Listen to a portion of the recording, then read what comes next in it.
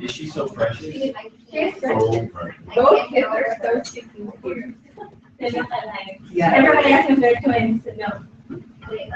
How's your vacation? You're done. Okay. It was a working vacation. Oh, really? Oh, yes. Mexico.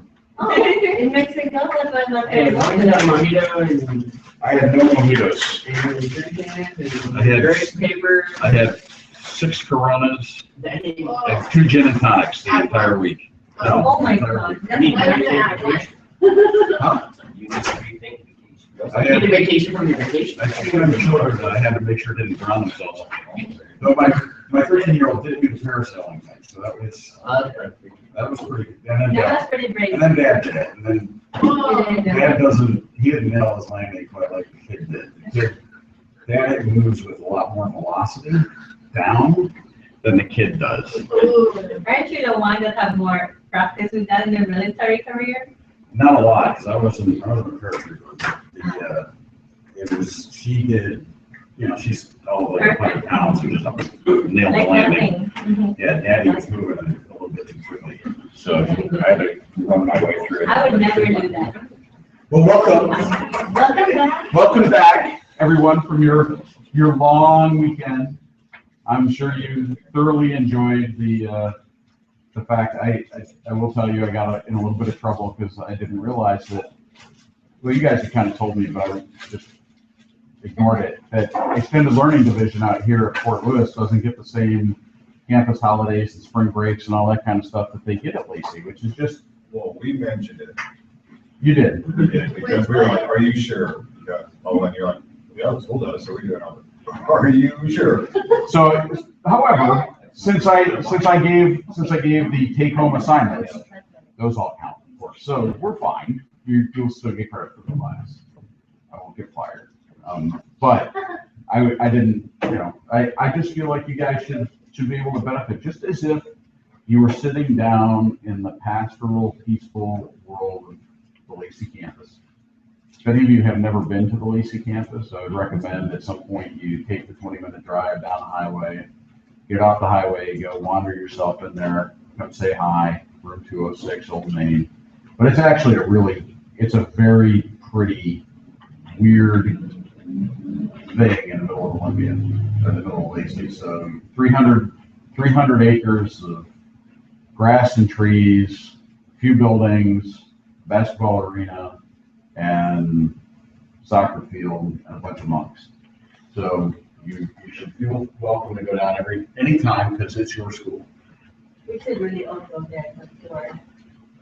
I'd be like, hi. Yeah. Here's what you said. You guys wanted to end the semester party, so come down to my dorm room and we'll do a kegger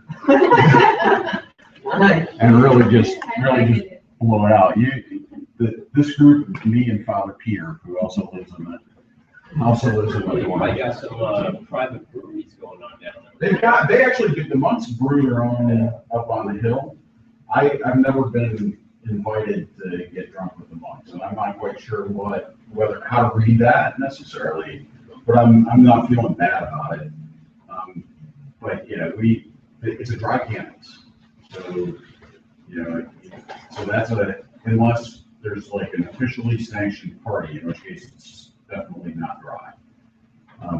So a kegger in my dorm room could get me in trouble with the RA, Father Peter. So You're gonna include him. Bicycle course is a couple blocks away. Bicycle course is literally not even blocks. It's like cut back behind, and you're there. And that Mayan Mexican, which has a cheap Tuesday margaritas, is just a little bit beyond that. So It's part of your college experience. it is. Oh yes. You should really do that. Oh yeah. So the attendance sheet's going around. Okay. Sarah's holding the attendance sheet. The midterm, as we discussed, I've got to have your midterm grades in next week. So the midterm is due tomorrow about 10 o'clock because I'll get on my first meeting and then I'll sit down for a few hours and start grading. at my desk. Remember, as you're going through these questions, and we were kind of joking around a little bit. I mean, you probably heard a couple of us joking, Joe and Sarah and I. It's far more about the why than the what. So as you're answering these things, it's important that I've got an idea as to why you're thinking the way you're thinking and what your rationale is and basis for your answers rather than getting to the right answer. In some cases, the questions do not have a right or wrong. There's a better or worse, but not a right or wrong answer. There's the, and Sarah was kind of joking about it. Yeah, the casino or the factory, okay, fine. Pick the casino. I would probably not pick that for retirement savings. But if you can make a cogent argument that you've got some massive other, portfolio, and this becomes essentially your hedge fund, and you've got some sort of special savant capabilities to be able to, just play the wheel long enough that the odds are going to flip to your favor or whatever. Come up with something rational. Come up with something based upon the information that you learned in the class. You're going to do fairly well on the question. If you give me a factory, period, you're not going to do very well on the question, even though that's probably the better answer, because I don't understand what the heck the rationale was behind it. So don't hesitate to try and give me more to read. I don't, as you guys probably can recall from the final exam, I consider myself a relatively generous grader. Yeah. So I will not slaughter you guys on a midterm or on a final. Having said that, I expect you to put forth a modicum of effort. So do that, and if you have any questions, see me at the break, which we'll have, see me after class, or give me an email. If there are a couple of you who have already eagle-eyed Chuck, as you saw, identified the typo. You guys can. So they didn't change anything. One typo. No, not necessarily. The typos, you knew what they were, right? Yeah. I saw a couple times that they were obvious typos. Well, that's because I was typing in Mexico with a margarita. We got those 2 gin and tonics and 6 beers. I'm just saying. I drank 2 gin and tonics and 6 beers. And a margarita. We'll keep it telling. That's the answer. So yeah, it was. There may have been a couple other typos. I don't remember. Did you respond to our topics yet? For most people, I have. You didn't respond to mine yet. So do we have, we only have a week really. And you didn't approve mine, so isn't it due in like a week? No, on the end of the class. Yeah, it's due at the end of the semester. You didn't say it's due on May 1st. He said it when you were doing that. I have all my calendar May 1st paper due for this class. Yeah, it's by end of the semester. Oh. Again, I tried to space the stuff out, but I'm also giving you guys a little bit more time. That's too short a time period to jam it in. So again, It was like page minimum, Hmm? 5 page. 5 to 10 pages, yes. Some of you, and I made comments, and I think some of you have seen the comments where I'm like, look, this is really, some of you have picked out some really good papers. I'm actually kind of excited to read them because I think they're going to be pretty interesting. And one of the worst ones. Some folks have picked very broad topics That's me. that I'm like, I don't know how you're going to get that in 5 to 10 pages. That is so I've funny. given some suggestions, I think, on narrow the topic, and here's a couple suggestions that's related to that topic that might narrow it down. I've got a couple folks who haven't submitted their, by the way, there's a couple folks who haven't submitted their outline. That's probably at your own risk at this point. So, because that goes toward grades and other things. Having said that, it's a relatively healthy piece of the grade, and I think it's a free-form approach. If you want to change your topic once you're getting into it, get a hold of me, preferably before or after class, so that we can sit down and kind of get you scoped in. Because as just Sarah, there's not time between now and the end of the semester. So if you're not working on it already, or if you started working on it and like, oh crap, this is scoped out way too big, or I can't find anything on it, come see me. Let's get you course corrected quickly. I think the biggest concern I had one or two that were like, they just were not good topics. And so I think I provided a couple suggestions. I had a few that were like, there's been entire books, like multi-volume books written on this topic. And if you're trying to get that in 5 to 10 pages, it's going to be very difficult. And so you may want to look at narrowing down your focus to an aspect of, and there's a few of these that I'm just telling you, I think if you guys can knock them out and do them well, they can be some really cool papers. I mean, and you take the opportunity to do some really cool papers. I had a few of you kind of go, hey, I'm really interested in this. And you know, it may not necessarily fit great with X, Y, or Z that you're teaching in class, but it's kind of tangentially related. I'm really interested in it. I approve those papers. I'm like, look, if it gets you interested in finance and economics and you're digging into the stuff and you're learning, then that's cool. You're going to learn a lot more that way than if I try and force you down supply chain. Crap, I'm tired too. Laffer curve analysis or something along those lines. The Reaganomics approach to economics. So without further ado, I'll dig into tonight. So tonight we're going to cover 2 topics, only 9 slides. But last time, as we kind of talked through it, we only got through 10 slides. We tend to chat a lot more in this class. There's a lot less PowerPoint, death by PowerPoint, a lot more interaction. So what you've got is foreign exchange markets. And we're going to talk a little bit about foreign exchange. It's been brought up as a topic routinely as we've gone through some of the economic interactions and really business interactions, both in the last class and this one, how international affairs and the new global business environment change how we interact as business people and make things like foreign exchange far more important. It was not that long ago. I'd say 20, 30 years ago, where it was more likely than not that almost every business you went to, they had no interaction with anybody outside the United States. They had, if it was here in the United States, they had very little foreign transactions. They had very little in the way of interaction with folks overseas as customers, as vendors. What you see now, really, with the true advent of the information age and the internet removing a lot of barriers, is it's easy for us to both sell and source goods and services outside the U.S., which has made things like foreign exchange and derivatives around foreign exchange that much more important. So we're going to dive into foreign exchange for the first half of the class or so. And again, we're going to talk about it in ways that should be easy to understand. We're not going to do three-way hedges and those kind of things. I'll talk maybe a little bit about it because I got some folks based on some paper topics and seem to be into some of the weird esoteric derivative stuff. So I'll talk a little bit about it, but I'm not going to cover a ton of it, and you won't see it again.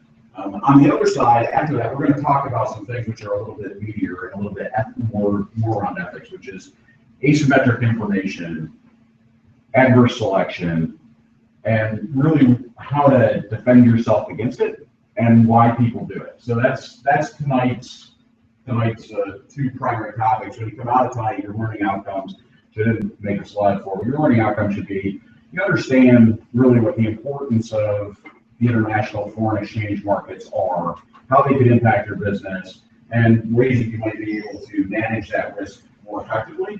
And then secondarily, for the second part, is really understanding what asymmetric information is, how to defend against it, and probably more importantly, how to identify situations where it's likely to occur. And I'd like particularly that second part of the class to be as interactive as possible, because I'm going to throw some scenarios out. I'd like to hear some scenarios and kind of work through some of those things so that we're able to engage with some hypotheticals and other fun stuff. So when we're talking about foreign exchange, and I say we've got an exchange rate, and that exchange rate is, you got 8.25 yuan to $1 US. What does that mean? Means for every dollar you get $8.25 of this currency. So for every dollar that you got in US, it gets you $8.25 or eight yuan 25. Whatever the currency. Yeah, quarters yuan in their currency. If I said you got, actually this is easier. Here would be 8.25. That's supposed to be exchange rate. If I said you got.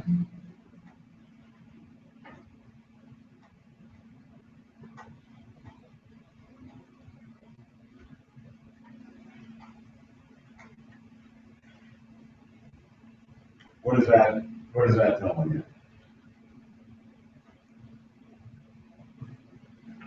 $1 gets you $12.12.5. 12.5 cents. So the important thing to remember is generally there's no arbitrage on your exchange rate. So an exchange rate, what that does is essentially says, okay, for every $1 I get 8 yuan. For every 1 yuan, I'll get 12.5 cents. Multiply 12.5 cents by 8, you get $2. So it's essentially there's rarely a way where you can exchange money back and forth with the same country and go, okay, I can buy more of this and then I can exchange it back. There's an efficiency in the market that essentially says if you're buying or selling, there needs to be a clearing price, just like with a stock. And so unlike with stock, we may have a bid-ask spread. And where we talked the last class, where you've got the dealer will go, okay, I'm going to buy it for this, I'm going to sell it for this, I'm going to pocket a penny or two in between. For currency, you may have a little bit of that, but generally there's no arbitrage available to us. There's going to be a clearing price, which essentially is efficient and says, okay, I can buy and sell at essentially the same price. If you go to the airport, you're going to see a different buy-sell price. Service fee. Because essentially they're embedding their fee in the service price. That's not an arbitrage you can take advantage of. That's them embedding their brokerage fee or their dealer fee in the exchange rate. So what you would then see is potentially something that looked more like you get 12 cents per yuan, or you get 7.75 yuan per US dollar. And so in doing that, they're able to make money on that spread.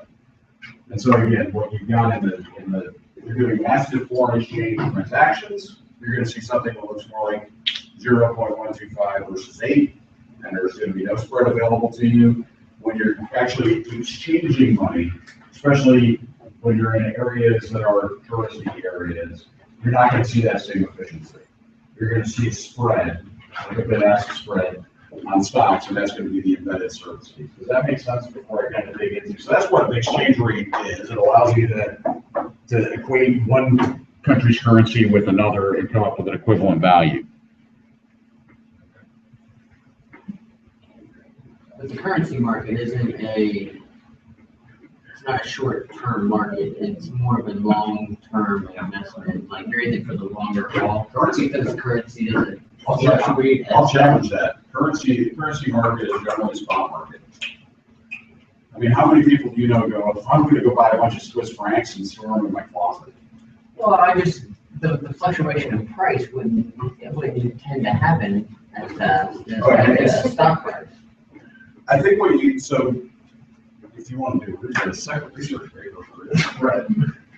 I think what you're going to find is the foreign, and we're going to actually talk about that. Foreign exchange markets are extremely volatile. Extremely volatile. You have high percentage fluctuations in price on the foreign exchange market with relative rapidity, and it's also extremely liquid. Or at least your major currencies are liquid. It might be difficult for you to shift Brazilian real into South African rand without running it through a reserve currency like the dollar or the euro or the yen or the Swiss francs. But generally, those currencies, you can exchange currencies like that online, just like stock, but you'll see a lot more volatility in currencies. Currencies have huge speculation markets because the movements are rapid and you can have high leverage due to some of the derivatives that are attached to them. And the currency market is a trading market, it's not an investment market. It's tough to make money, and we're going to talk about why. Sucks to make money by buying and holding a currency. But that's, you set it up beautifully for the next hour. So if you have an appreciation of the dollar, so if the dollar goes from, you can buy from 7.75 yuan to 9 or 10 yuan, and you went from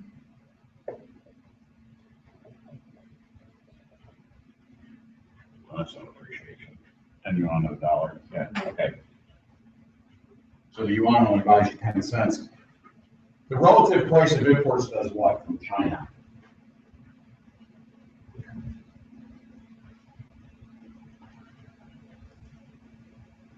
So if something was, if you had a Sony, no, you don't have Sony's in China. If you had Jinhao pen, they were Chinese made. Jinhao pen, Yeah, Jinhao is a Chinese made. how much does a Jinhao pen normally cost? $6. $6. Yeah. Doing know this? $6. Okay, so let's assume for a moment that a Jinhao pen costs $8. What is a Jinhao pen? Here we go. It's a fountain pen, sorry. Jinhao pen, 就改了。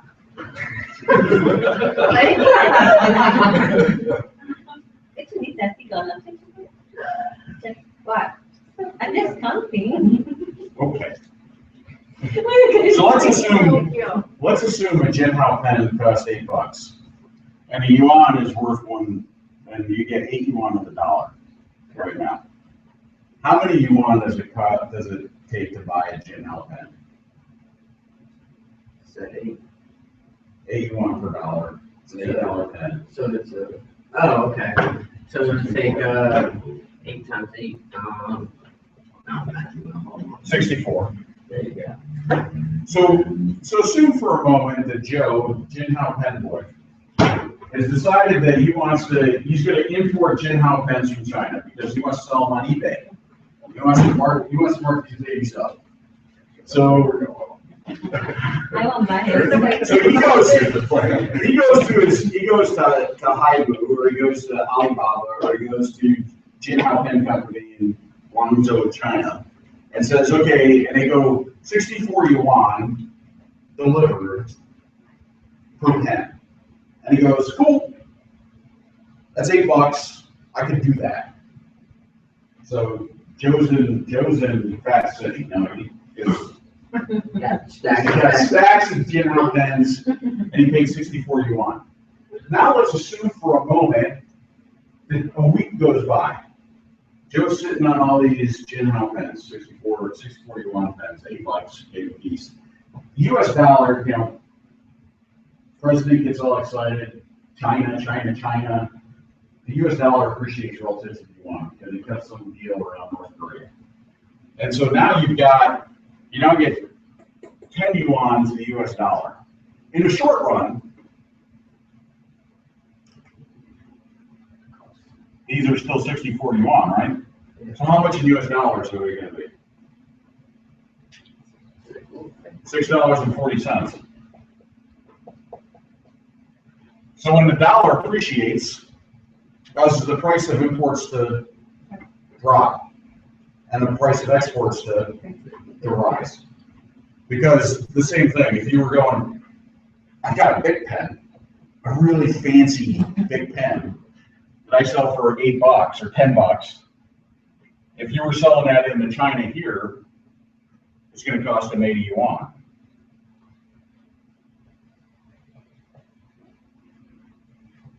And you go, okay, this Donald Trump thing happens, that's still a $10 pen. I can sell them here in the States for $10. So I'm going to still sell them out here for $10. But now it's going to cost the Chinese 100 yuan to buy the pen. So when the dollar is strong, the cost of our exports goes up, and the cost of the imports goes down. And essentially what will happen over time, what do you think happens over time here? Things will eventually reach out to equilibrium. So you can't arbitrage this forever.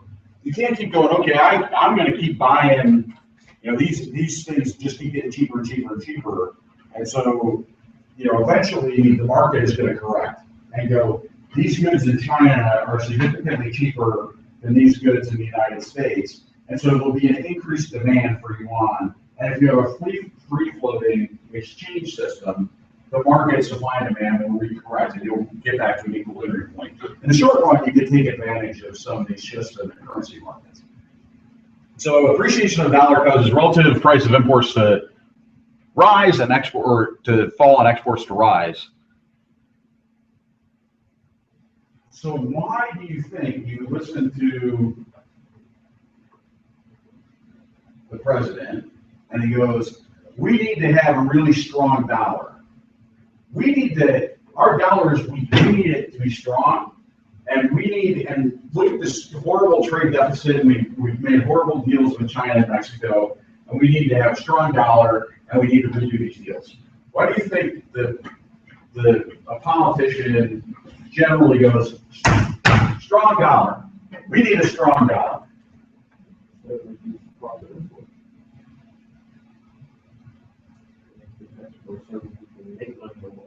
So it decreases the cost of imports. What do you think that does to the demand for imports? That increases the demand. So if price goes down, Well, doesn't it also lessen deficit spending? Because we're not spending as much on from what we're getting from them, but what we're getting out is costing more. I'm not gonna go there yet. What's not gonna there? That's a good call, actually. That was kind of gone already anyway. So what happens if what Joe said is the case? All of a sudden prices are down. So I can now buy. It's got the name of the one, right? Jin Jin Hao and HAO. Jin Hao pens. I can now buy Jin Hao pens cheap. Cheaper than the big pen. What am I gonna do? Jin Hao export basically. H-O. HAO. H-A-O. Oh, Export I want it to be Jin Hao. It's AW. So what do you think happens? What happens, Joe? What happens if all of a sudden I go, the Chinese pen becomes cheaper than the beautiful big pen? What are you gonna do? Buy a lot of them and then increase the price and then make some money on the margin. Monopolize the pen market. So why does a politician go, I want import prices to fall and export prices to rise? Because we're making money on the spread. What's the spread? What are you spreading? Peanut butter. There you No, go. I'm just, but yeah, they're making money. They're paying less for what they're getting in, and they're selling what they're sending out for more. I mean, the margin is they're making money on the margin. They're not So spending. what as happens much. when the price goes down? What happens to demand? It goes up, What happens when the price goes up? What happens to demand? it goes down. So are they selling more when the price goes up?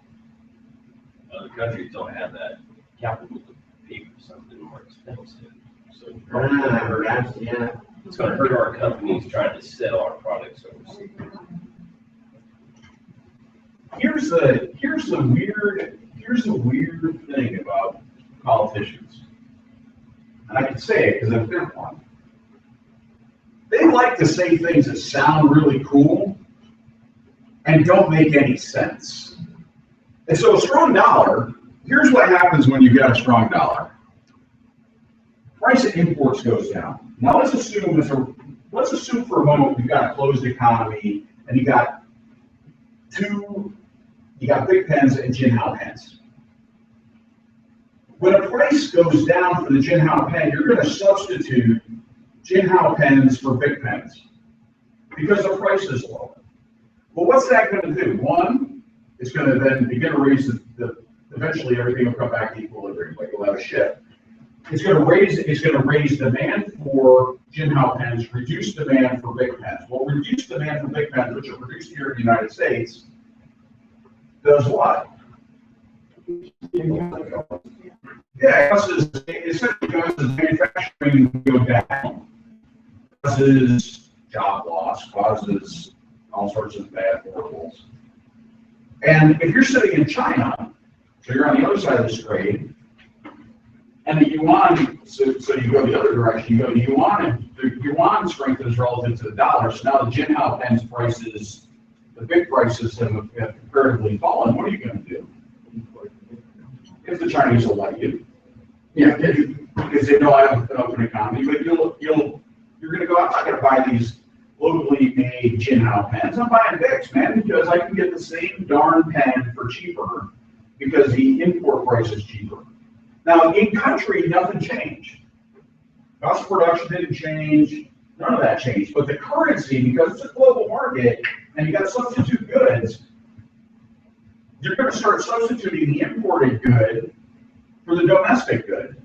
So why do politicians say, I want a strong dollar? I want a strong dollar.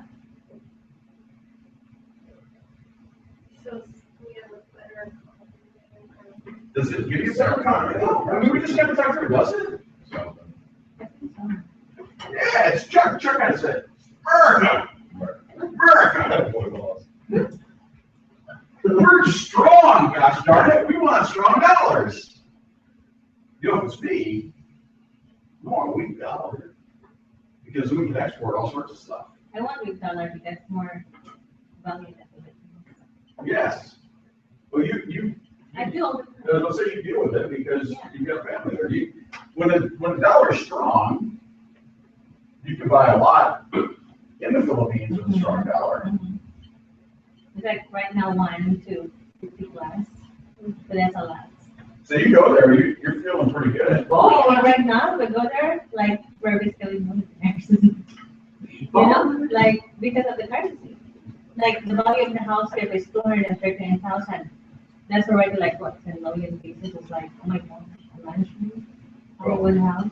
Yeah, you should. But over time, because that's an inefficient market, you can't ship houses, you can't ship land, you can't ship labor. Those are very difficult to ship. And so what happens is you've got the ability to arbitrage when you've got a weak versus strong currency. You've got the ability to do investment. So what happens is when you've got a weak currency, a strong US dollar allows us to do investments overseas. Yep. So what's happened historically is when we've had a weak US dollar, you see money pour into the US. More investment into the US because they want, one, we've got a stable economy and stable geopolitical environment, theoretically. And secondarily, and the dollar's liquid, but secondarily, they're going, hey, the Japanese did this back in the 90s and 80s. We're like, Japanese real estate's really expensive. I'm going to go buy real estate over in the US. Okay. Because it's cheaper here and you can't ship it to Japan. So you ended up with all sorts of Japanese investment here. Politicians advocate a strong dollar policy because it sounds good. It really doesn't do the economy much good at all. We're candidly in best shape when you've got a moderated to soft dollar that allows us to export goods and services. Doesn't it bring the cost of living in the US down though if you got a strong economy? Strong dollar? It does, because if you're one of the folks who are benefiting, you've got dollars because you've got a job and so I'm talking macroeconomy. When you start talking household, if you're one of the folks that are going, hey, I got a job, dude, I got a job. Now you can go, I'm going to go buy Charlotte a place in the Philippines because you're able to actually cause additional demand. It's good for the economy from the standpoint that you consume more. You're able to and we don't buy directly from overseas individuals, so you're feathering the supply chain's nest. You're buying from the local retailer, they're getting a cut. They've got a shipper that's getting a cut. The service side on the supply chain is going to be doing okay, especially if you're the import supply chain. The manufacturing, the goods at the point of manufacture, that's going to be the area that gets crushed. And so it's really a question because again, the other side of it is you personally, a strong dollar, if you got a good, you're sitting on I got an army pension, I got a good job, everything's in pretty good shape. You're going to do well if you got a strong dollar. You're going to go, I can buy all this important stuff really cheap, and I can invest overseas and buy a bunch of stuff overseas really cheap. A lot of people do here. But if you're in the manufacturer side, if you're working for Boeing, you don't want a strong dollar. Yeah. You want a weak dollar if you're Boeing, so that way people buy your stuff to Airbus or Embraer or Bombardier. So What's the currencies are like in Mexico, when you went there, the Mexican pesos? Dollar to what? 2022. Oh, okay. What's the euro and the yen right now? What can you I don't buy? know what the euro or the yen is right now. What can you buy with the 22 when you were there? A Corona? And I went to the long cruises, so I didn't pay attention. And you only have 6. But you can. That entire thing? And 2 units. So just for, And part of Oh, it's today. what he remembers happening. Hard to judge. I have a question. When it comes to these currencies and the exchange rates, how well is it done globally that can we be very strong, have a very strong dollar in China, but a weak dollar in Mexico? not You know what I'm really. saying? Yeah, because what'll end up happening, so you're looking at, remember I said you got this 3-part exchange rate thing? Yeah, we'll talk about it right now. You don't need to talk about, stupid questions from the day, it's okay. So here's the short answer to your question is generally a currency is going to be universally everything's in comparison, but it's generally going to be universally weak relative to the basket of currencies. And the reason for that is the market. There's folks that in the market that look at what's the exchange rate between the rand and the euro, between the rand and the dollar, and between the dollar and the euro. And they go, okay, I can, if any of those parts of the triangle get off, I'm going to buy this, sell that, and bring it back at equilibrium. And so they're essentially, you've always, any currency that's out there, even if it's like the Central African Republic dollar, they're exchangeable into what they call reserve currencies. And there's 4 universally accepted reserve currencies, and then there's a few others that are close.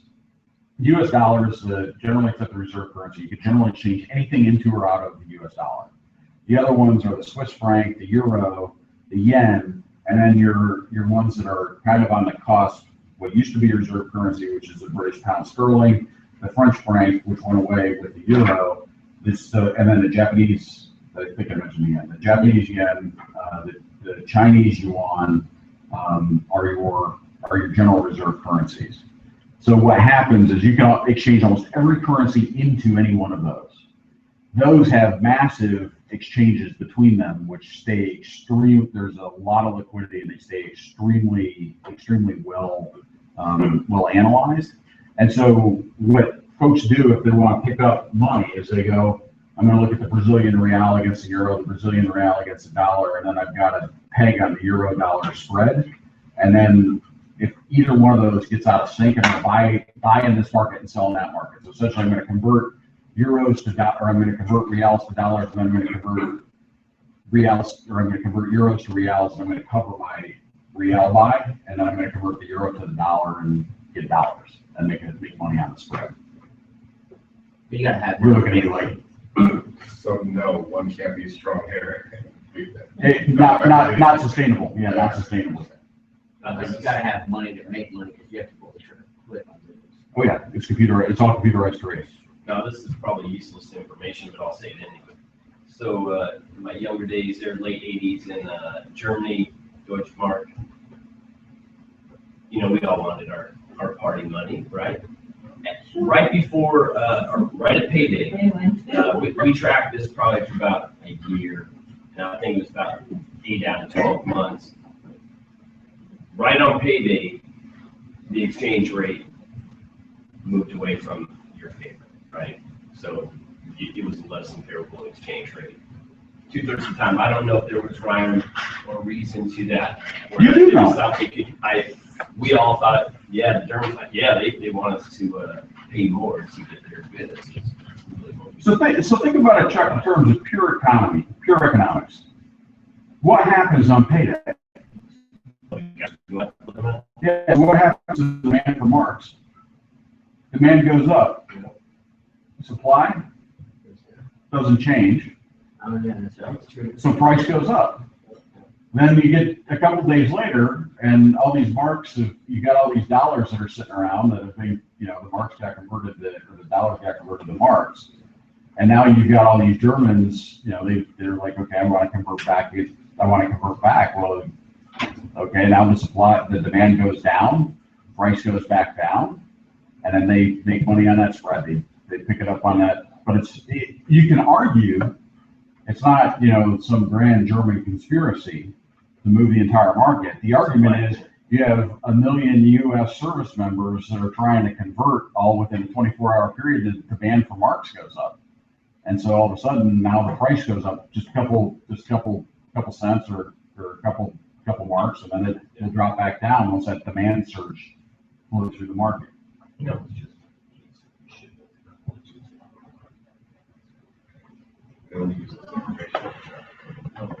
I got a lot more. I'm just trying to. Thank you. You keep seeing us with this good, useful information. So what you can do is you can use futures contracts to hedge against currency exchange fluctuations. What do you think that bullet point means? We talked futures last class. I know it's a long time ago. What's a futures contract? Any futures contract, no. It's a derivative. It's a futures contract. How much the price within the future, what's that price? Yep. So you've entered into a contract that says, I'm going to buy this at a set price on a certain date. A futures contract, it's that easy. So how would you use a futures contract to hedge against currency exchange fluctuation? The exchange rate is going to go up or down. You can buy at the right time that's in your favor and then sell to somebody else. Let's assume you don't know what's going to happen. That's normally what you're doing is speculating.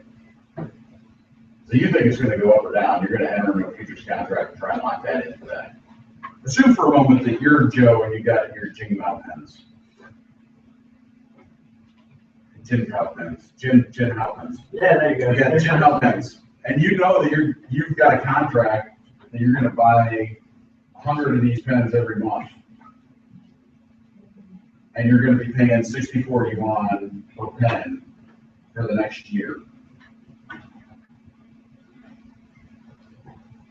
Why then would you enter into a futures contract?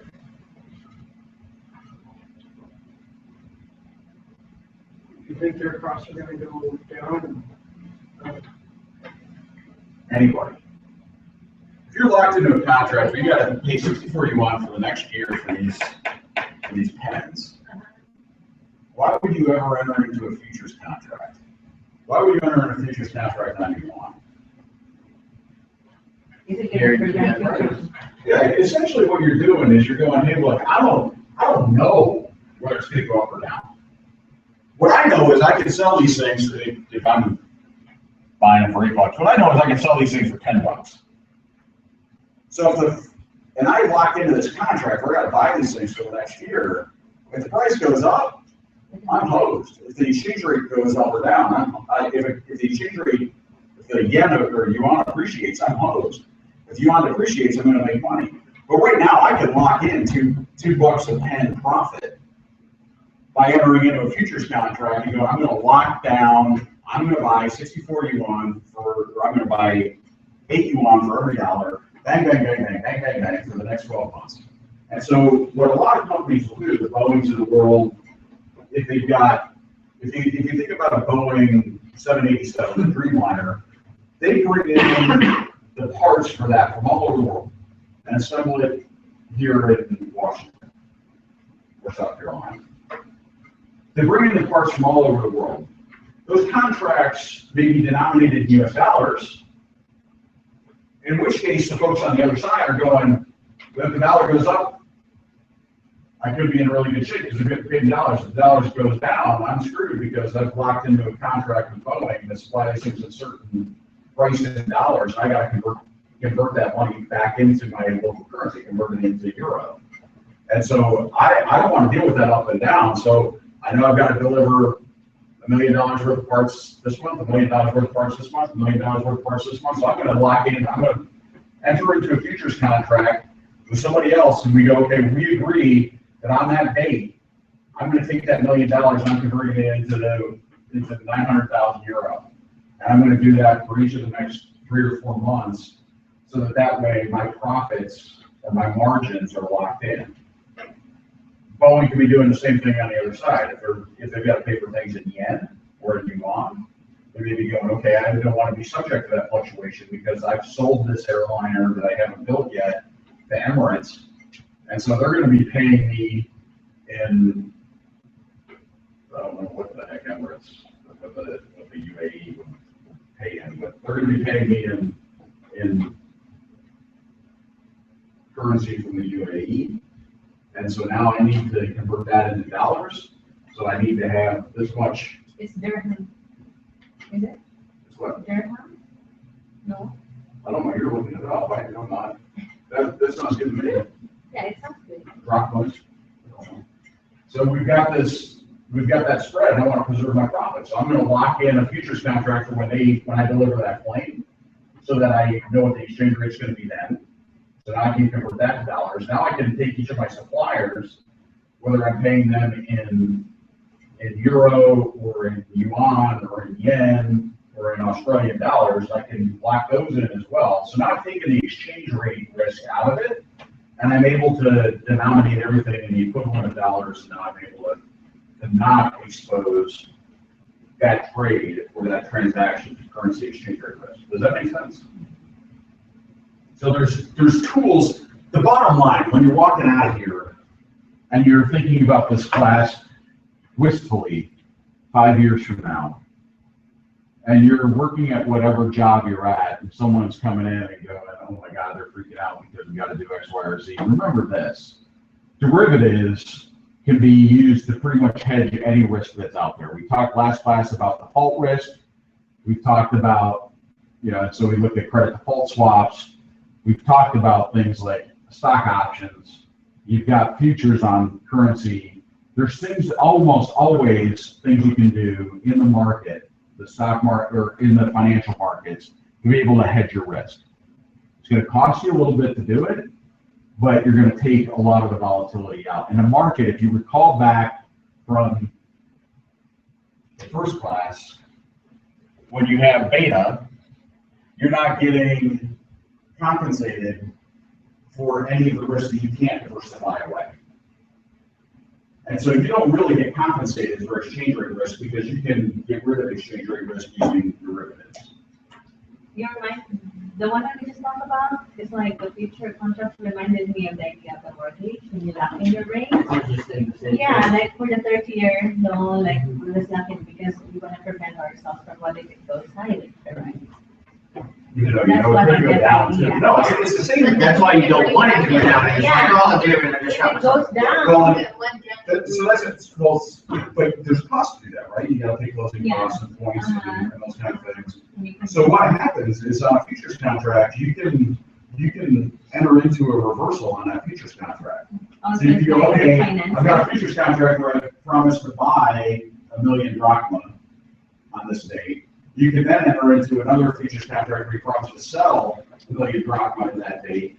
You hook those two together, and then you give it to a clearinghouse, and they clear it for you. So you can back your way normally out of these futures contracts if you have standard futures contracts. But you can generally, just like you do with a mortgage, and that's a great example, Charlotte, just like you can do with a mortgage as an individual, you can do with almost any asset and almost any liability. There's derivative instruments out there that take away a lot of the volatility that have been designed by folks who do exactly that. Not necessarily to do what Keith was talking about and speculate on it, although a lot of people do that. But really, most of these derivatives were designed to take that volatility out so that businesses can rely on and execute those transactions and remove the volatility of risk they could control. Would you refer to those people as behaviorists? I don't know. Deviate from Okay, where's your fucking data? efficient market. Yes, they're deviating from the efficient market hypothesis, behaviorists. Yeah, behavior. Now give us a cat example. Well, I did put bait out there, and I saw Dylan's face. I know, Yeah, it's I thought we were just- gonna go like half the class at least. Wait, one day. We're gonna When have you wrote the classes. big dash, I mean, he said like, There's just gotta be data. So the real exchange rate, this is what's important. We're gonna look at a couple of examples. The real exchange rate is the relative price of domestic and foreign goods. It's Big Pen versus You got Jin it. Hao Pen. There you go. The real exchange rate is how many Big Pens gonna get for a Jin Hao Pen? Or how many dollars does it take to buy each one? Because they should be, if they're equivalent, they should be the same. Or how many dollars, if I do an exchange, should it take to buy Jin Hao Pen in China, Australia, Austria, United States? Because they should all be the same. If you go with what Dylan had kind of said, okay, then you have a weak dollar here, a strong dollar there. If you say the market's efficient and the good is equivalent, it should cost, when you convert all those currencies back to buy that one pen in each one of those countries, and you remove things like shipping costs and other things which can cause a price variation. Once you get down to that the cost of the good itself, it should, in theory, be the same. You should be able to convert any one of those currencies back to a common currency, and that pen should cost the same. How often do you think that's true? Less often than the efficient market hypothesis would lead you to believe. yeah. I mean, it's surprising how much exchange rate comes into play, especially with accountants, because there's German manufacturers, there's Japanese manufacturers, you know, you deal with the exchange rate for all these other ones just with this one product. And you wouldn't, and like I said, 30 years ago, you wouldn't have had access to those markets. The internet has changed everything, as far as exchanges and currency requirements. So the other thing that exchange rates do is they have big influence. We talked about the big influence on U.S. manufacturing. When the exchange rate's in our favor, especially when you're talking about manufacturing goods that are raw materials for other things. So you have steel, which is one that got crushed back in the 70s and 80s. A lot of the reason why the U.S. steel market got crushed was because the dollar appreciated significantly. And all of a sudden, our steel exports were really not all that favorable, but imports from Europe, which were also subsidized by the government, were much more favorable. And so any manufacturing, and we got to talk about where the good is actually moving, or where the service is easy to transfer. So when you're talking about services, the internet has changed things. So when I was doing accounting work and consulting work, I had clients that would give me tax returns. Well, I can do taxes and I hate them. But I had people in India that I would just scan the tax stuff to, and then they'd come back in my office in the morning, and tax return is done. I review it and sign it as a CPA and hand it to the client. That tax return, if I was paying a US CPA to do that tax return, I would have to pay them at least $30 an hour. They were on salary, and probably closer to $50 an hour if I were having them as a contractor to put that tax return together. In India, I'm paying them $18 an hour. And I don't charge by the hour, didn't charge by the hour to do tax returns, so I charge them $50. So India would cost me $36 to get the tax return done. I scan it over, they scan it back. I'd have an hour of time into it. And I would hand it off to the client, and they're happy. I charge them $250. My out-of-pocket cost was $36. And I got $220 for my hour of time. It was not a horrible gig. It's just, you only have it from February through April. But it's good while it lasts. So that's, and Deloitte now does that. Most of their tax preparation is done in India. So it has significant influence on industries, historically steel and auto. I'm surprised that they train them to do that, and it's only $18 an hour to pay for like all the costs. I mean, don't you have to train them over there? Yeah. I will tell you that Indian universities are some of the best in the world. I know, but what I'm saying is like, you think that they need more money to pay for the training, they just.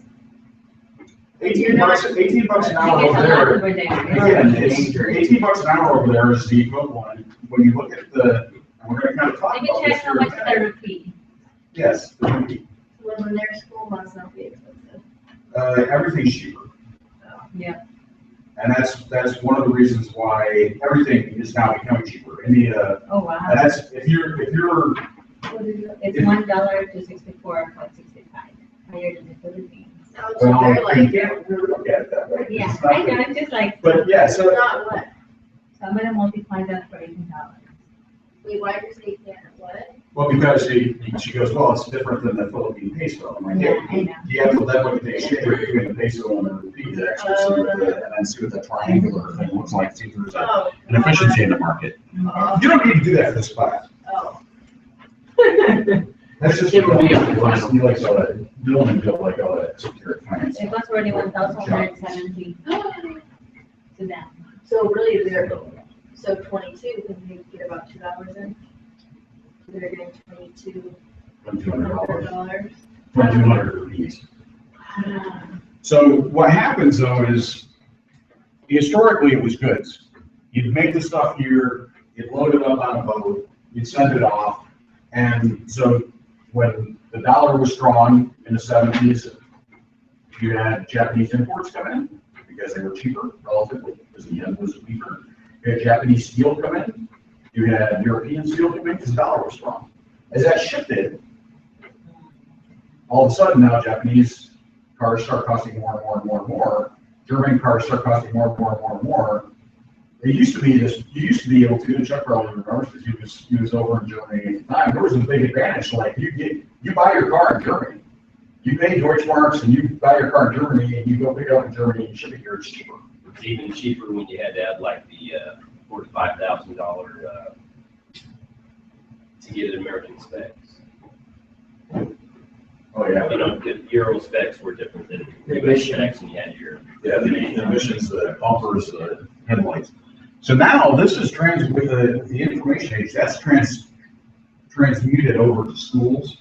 It's transmuted over to accounting, to law, anything. You can train anybody. The Philippines is another spot where accounting is starting to move as well, because again, like India, most everybody speaks English as either a primary or secondary language. A lot of your college is taught in English in both India as well as the Philippines. The Philippines is elementary. That's already part of our curriculum. Right, but in college, most of the classes are English, correct? Everything, except in high school. And so you've got a great, and the costs are lower, labor costs are lower, and the folks are just as smart. And so you can set up, with the internet, you send stuff over there, it comes back. And so this is had significant influence historically, and it's having more and more influence on labor as well. When you think about the delivery of classes in schools, you see those massively open online courses and internet classes. As you begin to look at the value of some of these classes, folks in India can get them just as well. The cost of their schools are lower. What that also does, however, is the exchange rate should begin to shift. Cost of living should increase, and we've seen that in China, where China used to be really cheap. It's getting less and less and less cheap. Japan used to be really cheap back in the 50s and 60s. It's now come on par because free trade bias.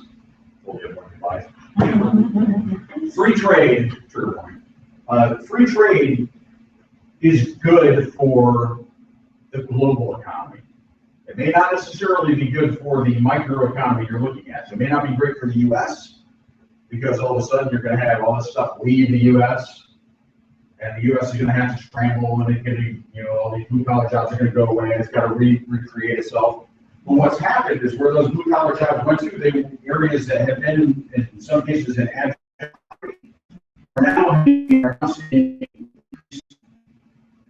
increased standards of living as those economies begin to profit from the fact that there's money flowing into those economies from the United States. That money then creates an opportunity for local investment, and wages begin to rise, and demand for labor begins to rise. People begin to build factories. That's kind of how the world works. Now, it's not a zero-sum game, but it can feel that way to the American worker who lost his job in the steel mill, to somebody sitting in China. But to the person in China who is making $1.50 a day in rural China and is now working in a Chinese steel mill making $75 or $80 a day, it's transformed their life. And so there's the other side of each one of these transactions, which, you know, makes it not as clear as right or wrong. So the real exchange rate. This is a kind of famous thing called the Big Mac Index. The Economist started this thing in 1986, and they continue it in the back of the Economist every week. There's a sheet in there that's on the last page, almost the last page. It's got a bunch of different charts, and one of the things they've got is a Big Mac Index. And what they've said is, okay, we're going to look at the cost, because McDonald's is everywhere.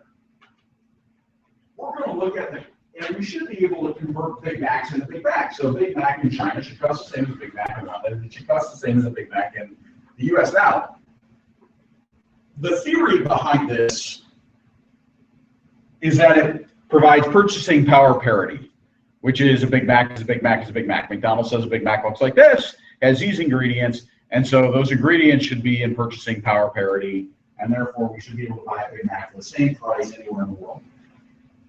What's wrong with that assumption? Employees get paid different amounts of money, supplies cost different stuff. Yeah, you have to adjust for what. Yeah, you guys have hit on a couple of the things which make this a little bit more of a media play than a realistic economic tool. So you've got things like rent in China from McDonald's is going to be different than rent in Manila, which is going to be different than rent in Manhattan.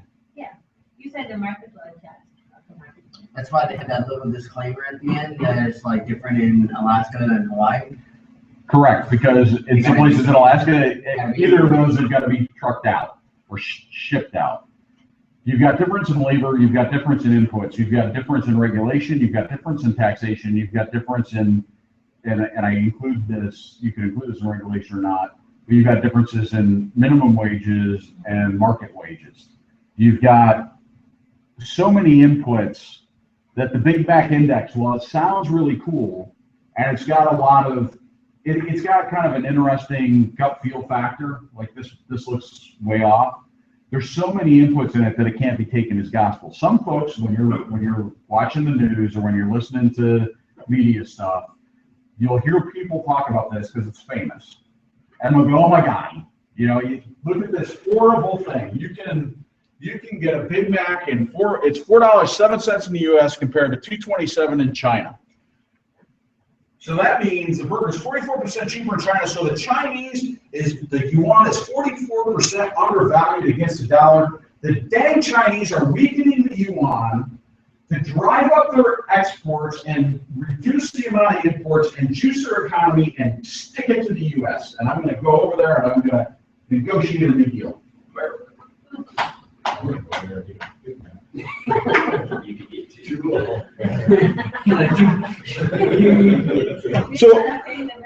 So we got to talk about why does that not make? Do you think the yuan's 44% undervalued to the dollar? Big Mac Index is. Go to the Big Mac Index. Well, for the purpose, For what purpose? for the big one. The Big Mac, so if someone told you that, and pointed you to this, what would you tell them? Why? Because this is property. It is two of it. Well, you normally have, no, you normally have to, and they ain't gonna listen. But the reality of it is, this doesn't hold as well as people say it does, but it's used all the time to justify both economic and foreign policy approaches, and it doesn't make a lot of sense. And you guys have spent now less than a quarter studying these concepts. As a matter of fact, I would argue you may have spent less than 2 hours studying these concepts, and you all get it. So anytime you see this stuff and it looks like it's too good to be true, remember the market's going to be reasonably efficient. If it looks too good to be true, or if it looks too wacky, it probably isn't accurate. So you've got these variants. So you've got the tall latte index, and you've got the iPod index. So it says here, the iPod index in 2007, the iPod index came out, and it says it's considered more consistent, but it's criticized for ignoring shipping costs. IKEA also made an appearance in 2009 with the Bloomberg's Billy Index, which is one of the little furniture types. So why would an iPod index perhaps be a little bit more appropriate than a Big Mac index?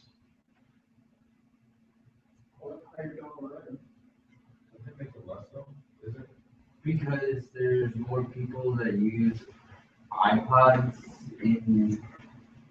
I would think I probably more of a luxury item, where a Big Mac's not like a necessity item. It's just like with anything, the more numbers you have, the more you reach a better average. The only thing with an iPod being less would be a less accurate index. Because iPhones are more expensive. What? Well, it says it's more consistent. The iPod is more consistent, but there's more shipping costs. Why do you think they came to that conclusion? There's more demand for iPhones. No. Aren't the ones Driving up the per unit. You guys are you're close. You danced around it. What did you say? That's it. That would drive up the per unit, the overall per unit. Factor for sure. So here's one of the key differences. Think about a Big Mac. What are the inputs to a Big Mac? What's a Big Mac? Patty, special sauce. But I don't Pickles, think onions, it's on a so I sesame don't seed know. bun, right? You always patty, special sauce on cheese, pickles, onions on a sesame seed bun. Where do you think all that stuff's coming from? India. No. China. I don't know if the beef goes that well. Technically, it's It's not a Hey, not only. Oh, India, you don't want to eat beef in India. Yeah, I have Indian friends, they eat beef. Depends on how strictly. Most of those, or at least components of those, are locally sourced. So you're not importing, when you're in China, you're generally eating Chinese beef, you're generally eating China, the buns are made in China, the lettuce is generally coming from China. That stuff doesn't ship extraordinarily well. Special sauce might ship okay, Yeah, because. but some of the other stuff ain't gonna ship. Yeah. So the issue, when you look at the Big Mac, you've got these elements of, we talked about it, you got the labor cost to produce it, and that labor cost is localized. You've got the rent on a building, that rent cost is localized. You've got your localized regulations around labor, localized minimum wages, localized importation and production of various components. With an iPod, that stuff's all generally done in one spot. The massive iPod factory In China. in China. where Apple makes their iPhones too. But their like rates are also like based on the Chinese currency, right? Like. But now they're all the variables that I just talked about, the inputs variables are eliminated.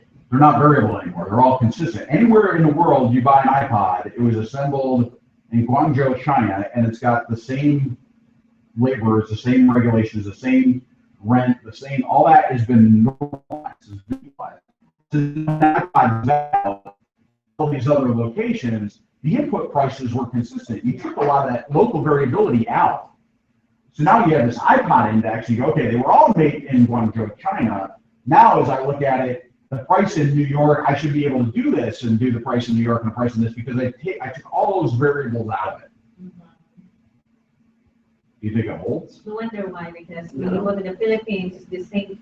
If you convert it, it's the same. You know, it's more expensive. It should be about the same in dollars. Yeah, when you convert it, it's like this. But over there, you're like, oh my God, this is how much it is. Do you think it holds? You know what? Do you think the iPod index holds? I think so. Why? You think it does and you think it doesn't? Why? Because if there's a higher demand for the product here in the United States, the company's gonna raise the price, and people are gonna pay for it, and they're gonna make a higher profit margin. If there's less demand in another place, but they still have to move the units, so they're gonna drop the price down to move the units. So why do you think it would be the same, Charlotte? Well, I think because like no matter what, people will buy them. You know what I'm saying? Like people are dying to have iPad products. Like I see it. even if you are one of the people that was using Samsung. I mean, anywhere you go in the world, like I think, you know, people that demand for iPads and Apple products are really very consistent. Like, people are buying. So regardless of the price. I know I'm wrong. You know, I started off at the same route. I'm starting to show. I would think almost now that just like with, why are you staring? This is so long. I got nothing at you. Just like with anything, like you said, if you have a place that's not willing to, you know, people are willing to spend money, it's going to equal itself out because those can be shifted places where people are willing to spend money, but at the same time, it's just going to balance itself out. So I think it is a lot closer than you may think away from the whole, you know, the demand is different here because if it is different there, they just won't sell them any. But they can sell for the same price somewhere else. Yeah, in general, the prices, they're not going to be completely equal, but they're going to be very close generally because they're also relatively cheap. To your point, they're relatively cheap to ship. So if you have a surplus of iPods in the US and a shortage of iPods in Australia, because they're so light and they're relatively, and they don't spoil and they're relatively easy to ship. That's why when they know shipping costs aren't factored in, that's one of the challenges. They're going, look, you need to factor in the cost of shipping and the price of the good because, and normalize for the shipping, because if I'm shipping an iPod to South Australia, to Tasmania, it's going to cost more than it's going to be if I'm going to ship it from China to Hong Kong. And so we need to adjust for that. We also need to adjust, candidly, you need to adjust for things like if you have tariffs or taxes on importation. You remove those components and then you look at a normalization on the iPod, and it's generally going to be very consistent country to country to country to country. So you should not assume you're wrong. Okay. You probably just need to nuance the answer a little bit more. Okay. But your instincts are right. Now, and again, if you think about Joe's answer, it's not all that far off either, because you're going to see differences in localized differences in supply and demand, which can have, you know, you're sitting at Best Buy and you're going, I got a bunch of Samsung pads and I got to get rid of these suckers, so I'm going to mark them down and get them to move. But that tends to be a very short term, because then they'll reduce the supply. The demand is, they're going to reduce the supply to equal demand, rationalize the price back to the market price. And the other one is you've now got things like iPads can be purchased at Amazon. And so Charlotte probably saw Charlotte's my little Facebook friend, she probably saw my post this morning about the feral rabbits. I always do. And so- I always send a Facebook. And so, you got, Really friends with him. so you got the feral rabbits, right? So Mm. Amazon is a marketplace that's available almost worldwide. And so they do a fine job of both normalizing price as well as delivery. And so all of a sudden for these although frozen rabbits are still Yeah. not shippable, at least over long distances, for things like iPods, marketplaces like Amazon or Haigu or Alibaba or some of those will serve to set and make a market, which will then bring in the prices that need delivery. So when you see the Big Mac index, it's probably a bit overrated. Some of these other alternative indexes tend to be a little bit more rationally rated. Here's what the Big Mac index looked like October 13th of last fall. So you can see it ranged from 678 in Switzerland. This is all in US dollars, down to $2.18 in China. I do not see the Philippines. So they don't have Big Macs. There's no Big Macs. It's okay, I'm here. It's okay, you're here. I represent. So again, when you look at The Economist and it says local currency over or undervalued against the US dollar percentages, and you see this, the Swiss franc is 82% overvalued against the US dollar. Oh my. And the Chinese yuan is 42%, and the last one was 44% undervalued against the US dollar. This is where certain politicians start pounding on the table and going, the Chinese are currency manipulators and they're screwing up the entire universe. No, there's a bunch of other factors that come into play. And if you used a much more effective measure, you'd probably find that, well, the yuan is likely undervalued because the Chinese do not allow the exchange rate to freely float. It's nowhere near 44% undervalued. What year was this? 2016.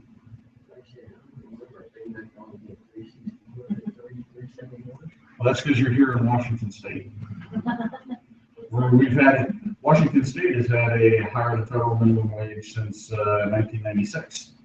And so our minimum wage is higher, which means the inputs to the Big Mac locally are higher, which if you just took the United States, it says, oh, the United States 371. If you took market to market in the United States, you're going to see significant variations in the Big Mac. So you're absolutely right. If you go down and go buy a Big Mac in South Carolina, it's going to be cheaper than a Big Mac in Seattle. I guarantee it. Gas, I filled up gas was $1.98 a gallon. South Carolina. On my way through from Maryland, I stopped off in Virginia. That gas was $1.98 a gallon. You have the highest, about to be surpassed by California, highest per gallon taxes on gasoline and diesel in the United States are right here in beautiful Washington. Oh my god. See, that's a running platform. But we have higher standard living. I ran on that a lot. Wow. Did you really? Yeah, a lot. I didn't lose bad though. The what? What? So it's not that you lost. It just says that your competitor had a slightly better argument that you should run again. I know. I see what you're saying. No, my competitor had no argument. My competitor was a Democrat. Well, no, it's the district I'm in. The Republican's not going to win in that district. It's like you want to run as a Democrat in Eastern Washington, you ain't going to win. Doesn't matter how good you are. You want to run as a Republican in downtown Seattle, you ain't going to win. Doesn't matter how good you are. I ran in a district that traditionally runs as elected Democrats for 30 years, and so I ran as a Republican because I am. So. And you were the asshole that voted for that transit thing. What? You know, how our tabs went up. Oh, ST3? Yeah, I voted against that. Yes, duh. That's easy trains. Run again. We'll back you up. I don't know if we voted for Oh, that. yeah, I mean, I will. I rode Amtrak. I rode trains. Well, no change. I was that close to running for state auditor this year. Why did you? And I got a call. Because we're here in him. Anybody here from Federal Way area? Okay. So So there's a fine gentleman up in Federal Way by the name of Mark Milosha. Mark's a senator, state senator. And he was an Air Force officer. He was a bomber pilot. Great guy. He was a Democrat, turned into a Republican. He's kind of like I am. Like I could go on either side depending on the issue. He got booted out of the Democratic Party because he was not pro-choice. He's heavy Catholic, and so he was like, "I'm not pro-choice," and they said, "We will not." The Democratic Party said, "We won't support you," so he became a Republican. But if you look at his voting record, even still, it's to the left of. Susan Hutchinson, who's the head of the Republican Party here in Washington, I talked to Slade Gordon, who had been a senator here, and I said, okay, I think I'm going to run. I'm going to run for auditor on the CPA. It's something I'm passionate about, private efficiency in the government, doing all that good stuff. And they said, okay. And Susan said, you probably need to talk to Mark Milosha first. He's sitting state senator down on the 30th, and I knew Mark, so I was like, okay, I'll talk to Mark. I'm going to run. I said, okay, I'll give you a few weeks. And you haven't said you're going to run in a couple of weeks, and I'm going to run. Because we didn't want to run two Republicans in the same race. So Mark declared, and I didn't. And I said, I might run for state treasurer. And then I got I'm going to run from Dwayne Davidson. So Dwayne and I met. And Dwayne was the sitting county treasurer for Benton County, Clark County, one of those. And I said, okay, you got a hell of a lot better chance than I do of winning this thing. So he decided to run, and I said, I won't run. I'll run for the legislature again, just because I like getting kicked like a dog. And because I was endorsed by the Seattle Times, so I got cred at least the first time through. And then when that race came through, I had a Republican say, "You're not Republican enough." So I'm gonna run. And I said, "You go do that, buddy." So because I'm probably not Republican enough. And so he came out and he's put over $100,000 of his own money in a race and got crushed. So I was pretty happy about that. I was smiling inside. I know. Like, I said I supported him because I do my part, and I knew who he was running against. And they were somebody who would vote for the GC train. But it was but end of the day, I'm likely out of politics because I don't live in the right district. And if I change it, It's a pay cut. well, it is. Yeah. But that doesn't matter. But if I move to Olympia, that's a wrong district. That's the 22nd. As a Republican, you get elected in Olympia. And if I go down to Chehalis and Monsanto and some of those places where I'm looking, I'm not Republican enough. And so I'm like, I'm the only place I can get elected is like Mill Creek or. Smile, shake hands, and then change policy with your name? No, I don't do that shit. Mill Creek or Woodinville or Sammamish or there's some that DuPont, some of these areas here. If you're kind of a moderate Republican, you could actually get elected because you have folks who kind of go, well, I don't like you wasting all my money, but I don't want you dealing with my personal stuff, which tends to be where I fall out. But I'm not moving to DuPont. And so now it's Bothell or Lacey, and I'm like, well, either one of those are gonna. So, but if I run for statewide stuff, that's interesting. Yeah. Or if I run for something, but most of those are full-time jobs. I just don't need to do that too much. So I don't do that. It's so easy to. Yeah, at least put it before. So short-run exchange rates are driven by supply and demand of money. So that kind of goes to Chuck's example, which was way better than the example I was going to give about, okay, you've got, everybody gets paid. We got to exchange from dollars to Deutschmarks. The Deutschmark changes.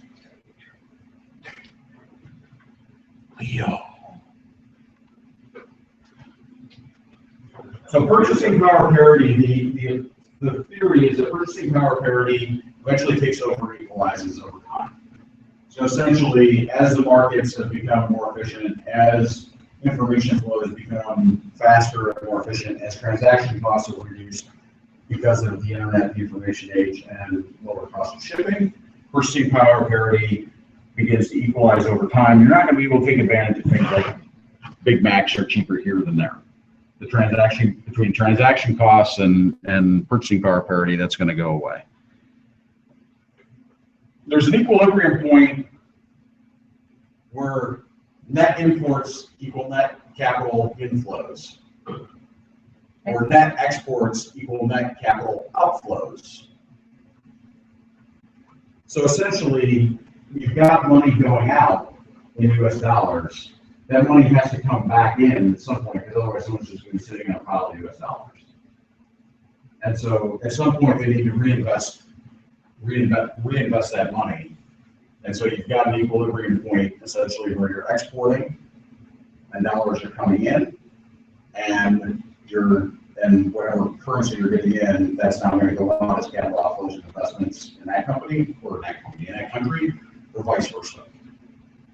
Does that make sense? Since you got a supply and demand issue. So net imports. Is that backwards? Could be. Imports equal inflows? Or should be imports equal Outflow. outflow? No, it's right. So net imports, if we're importing stuff from China, what are we sending to China? Okay. No, what are we exporting? Cash. Dollars. So the Chinese are sitting on dollars, so they're going to send capital inflows back in dollars to buy stuff, to buy capital stuff, buildings, land, investments. So we're talking two different transactions. Yes, yes. That's right. I was- We're buying goods and services from China and sending dollars over there. They have to bring equilibriums when their capital inflows or investments in the U.S. equal what we're buying from them. At that point, everything equalizes.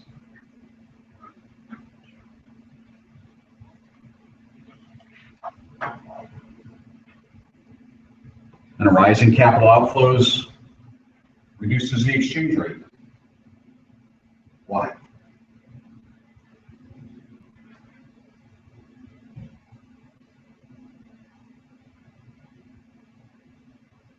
What's the capital outflow? Dollars in the US. Dollars leaving the U.S. and going where? That's what we're looking at. Buying what? Country buying Whatever that country's currency is. goods. Keep it, which is it's converted into their local currency, and then it's Okay. purchasing what in country, Some sort of a good or service. an investment. Okay.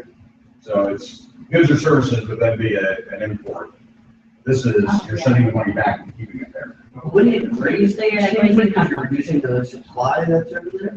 You're increasing the amount of net capital going in, but you're reducing the supply of the native currency.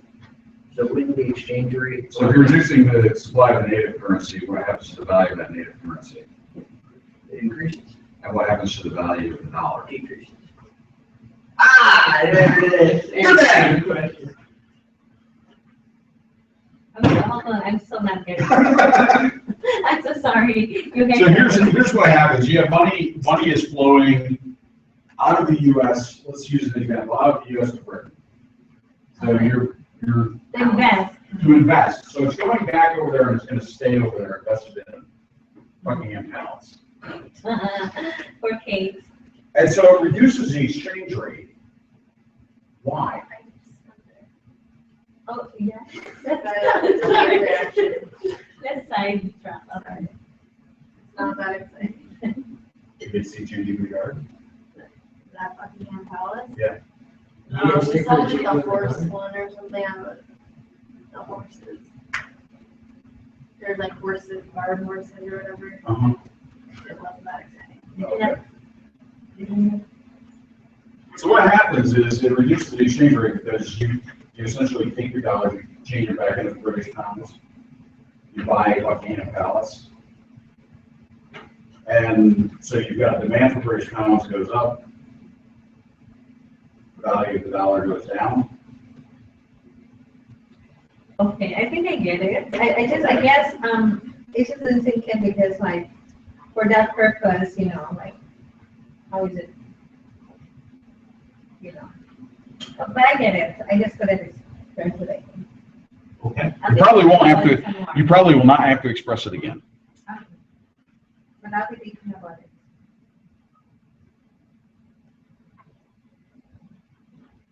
A rise in net exports raises the exchange rate. Why?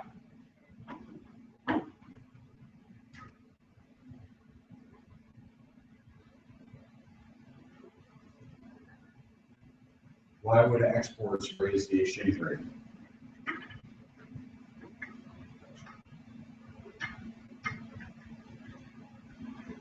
Assume this.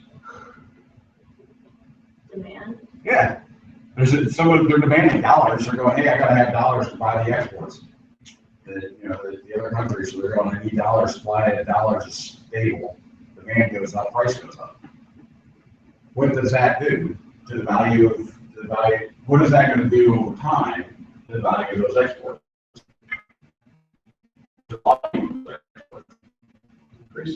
Decreasing. Because the price goes up, demand goes down, and pretty soon everything comes back in equilibrium. And see, in economics, is in theory, nothing can stay out of equilibrium for any extended period of time. There's no arbitrages available. The market will clear everything. The market will all return to equilibrium, and everyone will hold hands and say, "Kumbaya, it'll be wonderful." And so that's essentially what happens: is the exchange rate will rise, then the demand for exports will fall, the exchange rate will fall back to an equilibrium point.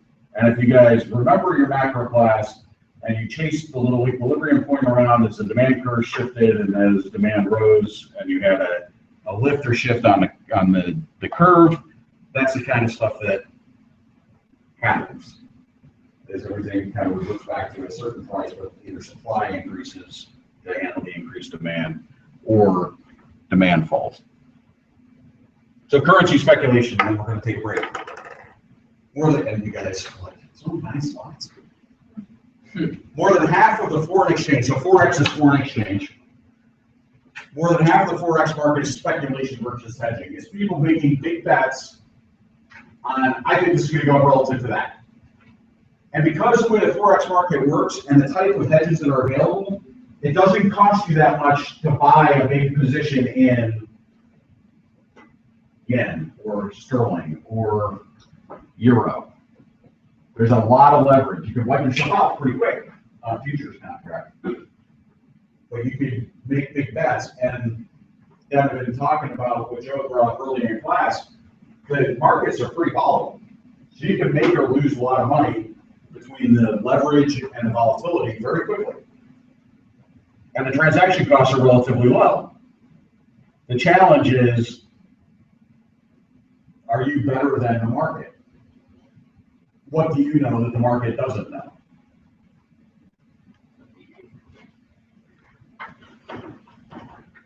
So this is how people look at it.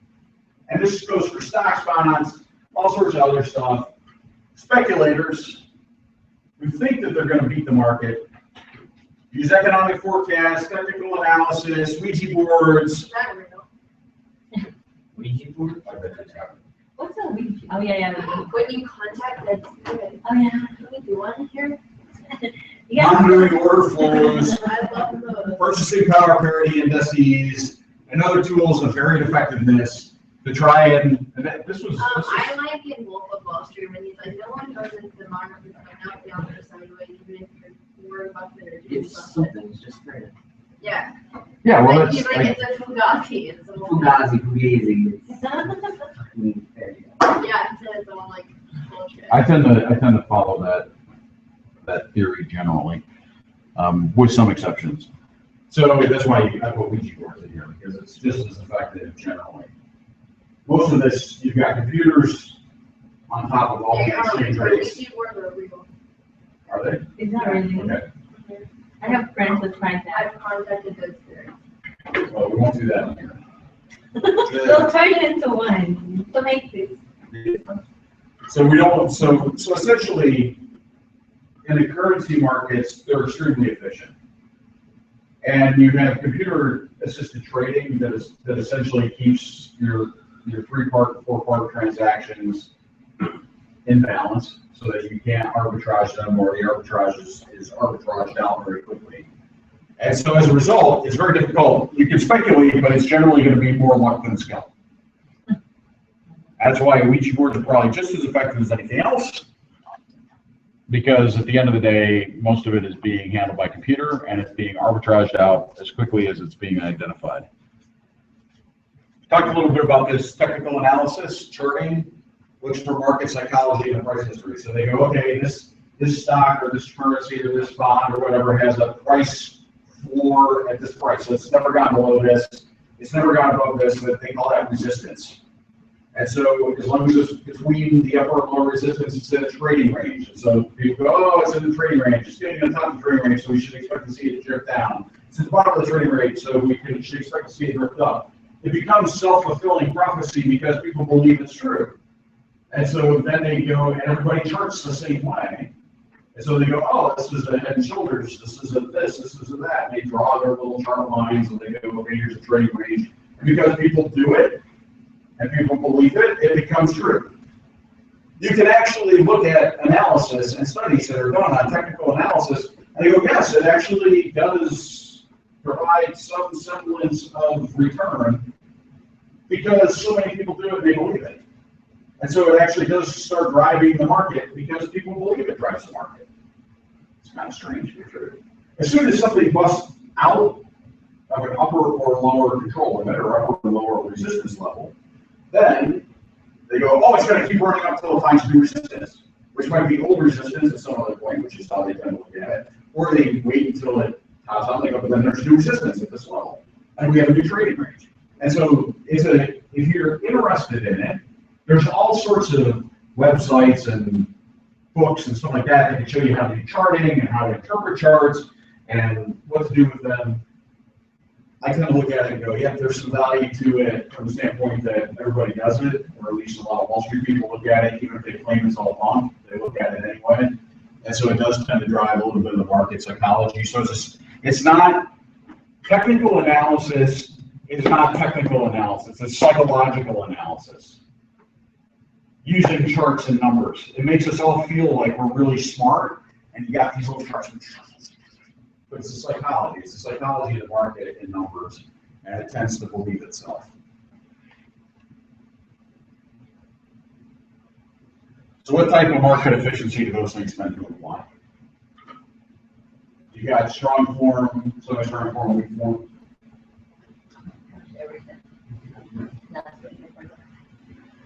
That's why we recovered it this week. Recovered what? Strong form, semi-strong form, weak form, efficient market hypothesis. Which, if you're using Ouija boards, monitoring workflows, purchasing, price parity, indices, other tools, what is that implying? If you think you can actually get value out of it, what does that imply?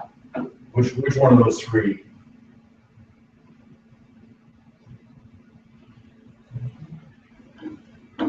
I don't know, the Ouija board makes me think weak, but at the same time, Yeah. you know, using other analyses in there is. So the difference between some, so let's talk through them. Strong form says the market price has reflected all the information that's available on the stock, public or non-public, and it's already in the stock price. So does that, if you did this stuff, would that make any difference if it was a strong form efficient market? Maybe tools. Only the Ouija board. The rest of it, I can't. Basically, that's all publicly available information. Yeah. It's immediately been reflected in the price. You can't take advantage of it. Semi-strong form says essentially there may be non-public information that's not reflected, but all public information is reflected immediately. Weak form says all publicly available information is reflected eventually. Generally relatively quickly, but it's reflected eventually in the stock price. In a weak form efficient market, there's an opportunity to utilize these things to take advantage of the market before it finishes its adjustment for that information. And so remember, we talked about some folks go, okay, yeah, the market, I could be a weak form or semi-strong form market hypothesizer and go, it's reflected in there, but some folks reflect it better than others. Some folks interpret that information better than others, and what that impact is on stock price. That's the Buffett rule. Like, he's just really good at taking all that information that's publicly available and figuring it out better than the general consensus. The general consensus is going to have errors right to left, and so you're going to go, okay, it's that the consensus is the average, and you know that it's going to go out in a normal distribution, and some folks are just arguably, Warren Buffett's better at figuring out where that's gonna fall in the distribution. This implies that it's a weak form market. It's a weak form market. I would argue that, well, weak form may have been there at one point in the currency markets because of the advent of computerized trading rules, and the ability to arbitrage quickly and trade quickly. That is probably the currency markets are probably the most efficient markets we have today. There's not much that's material public information on currency. We're not going to know if you got a secret new product coming out the market or that kind of stuff that's going to impact the currency. Why don't we take a break till 5 after? So it'll take 15 minutes, and then we will talk market asymmetry. You guys wondering about 29 slides. I like it.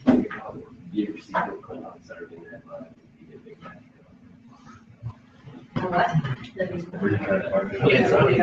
Couldn't find anything about. I just got a,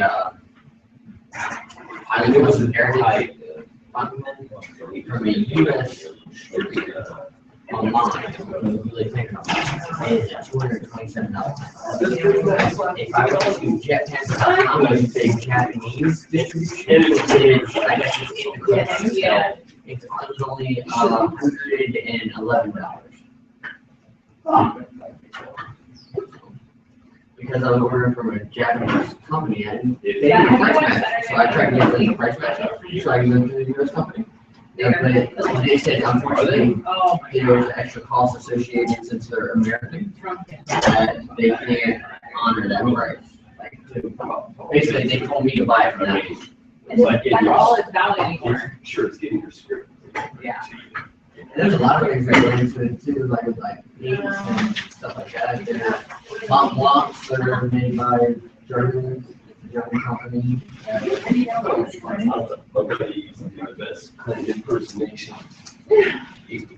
Real battle. Oh my God. Is it Alex? See, the thing about this, That's you the know, next round? I think I didn't know that was something Yeah, like. it, Oh my God. which is the actual report. Right. So you can get the $2 or $6. Then you can go to a different manufacturer, like pick on your manufacturer that are steel nips, which are gold plated.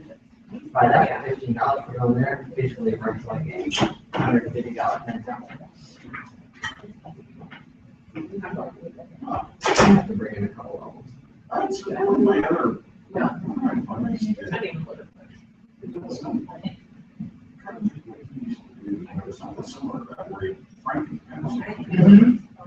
And you did this phenomenal writing. Oh.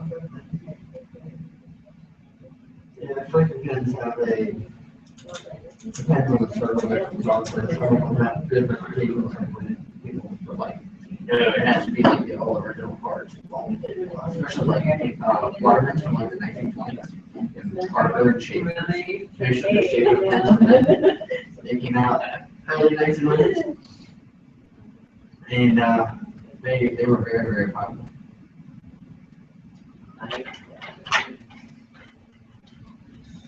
So, for the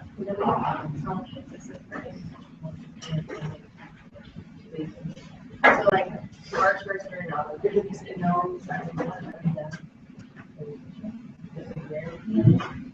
then no, because I'd only be making I'd only be making $1 and cover $2 like cost, so it's $2. Yeah, I say yes, even though it's early. Like, I don't really give a shit to watch the thing for 2 months, so it's worth my time to just give the $25 and I pay $30. Okay. And then, yes, obviously it's about to expire, so I have to make some sort of profit. And then this is the one I didn't get. So, on this one, since it's my last day and it's only went up $1, do I want to do that? Yes, you do. Okay, that's what I did. Assuming no other trading costs, your balance is Because like, if I wait, I have to pay the $3 So then I'm gonna save $1. You're gonna lose too much. Just no. I would have done, I just wait for July 1 and say, You wait until July. You're, You're, the stock is $4. Do I do it? No. Yes, I said no. I wait for July 1st and then the $40. you would need to pay $40. You have to expire. Oh, And then you just buy the stock for 30. how do I know it's going to 30? They said it's very, very, Yeah, but that was on the 30th and it expires on July 1st. they understand. Not like they go.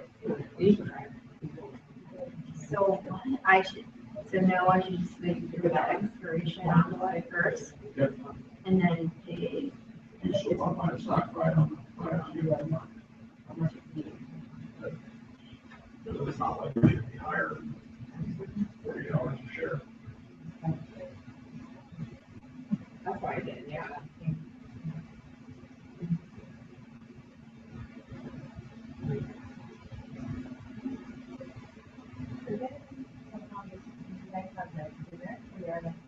Oh, by the way, here's Felicia. She is like, she joined the, she was recruited for the Alpha Society. Oh, abducted. Adopted. Inducted. Abducted. Yeah. And then, That's one. She is gonna get like Alpha Society exam for right. I want to read them all. It was. See, I wrote that, I wanted to read it. So I got. So where they taking it? Yeah, but nothing, you're really, they took me to SMU, that's very far.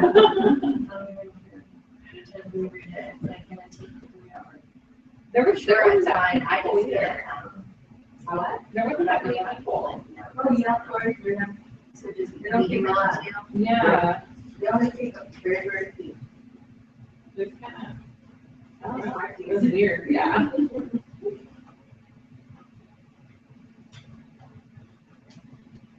Sure. Yes, I'm working on my actual data. But remember, I changed my copy.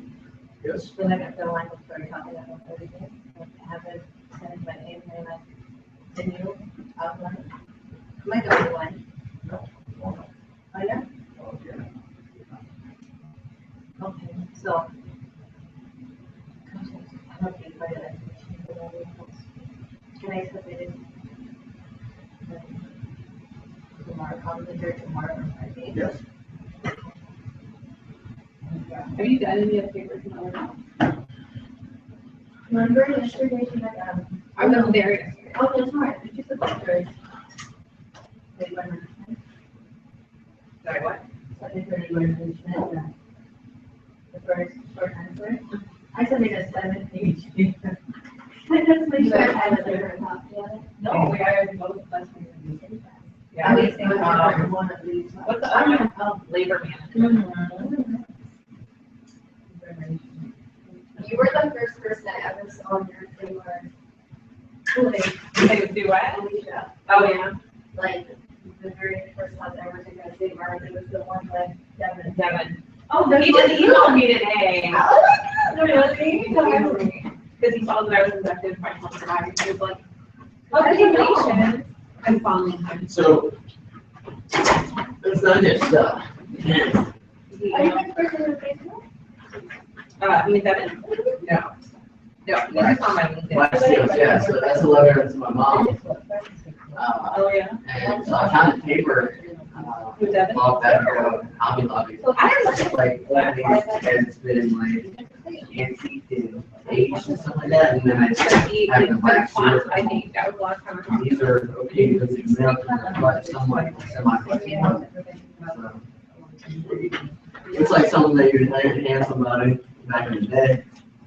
It's nice, like, keeping in contact. You feel comfortable now about the term? I feel like Well, make sure you're only confused about Benetron. You're only confused about Benetron. No, I'm confused about all of it.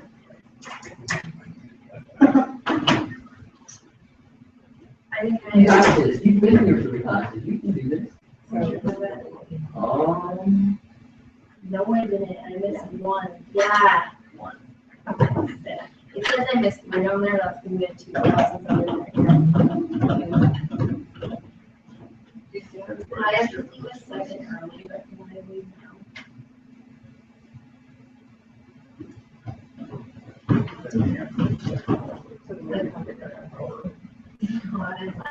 By 7:30, probably. Because I have to keep my computer off of the way that's when I'm just looking. I'm too good at party.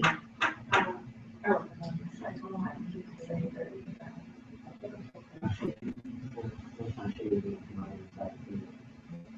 That's your friend. You going down? First, I have to meet my girlfriend, whatever, that's not too long. Your whole system's all there. I'm not even gonna see a smart piece of money out front. Thank goodness. That's a lot of. She's just a supply chain. She doesn't.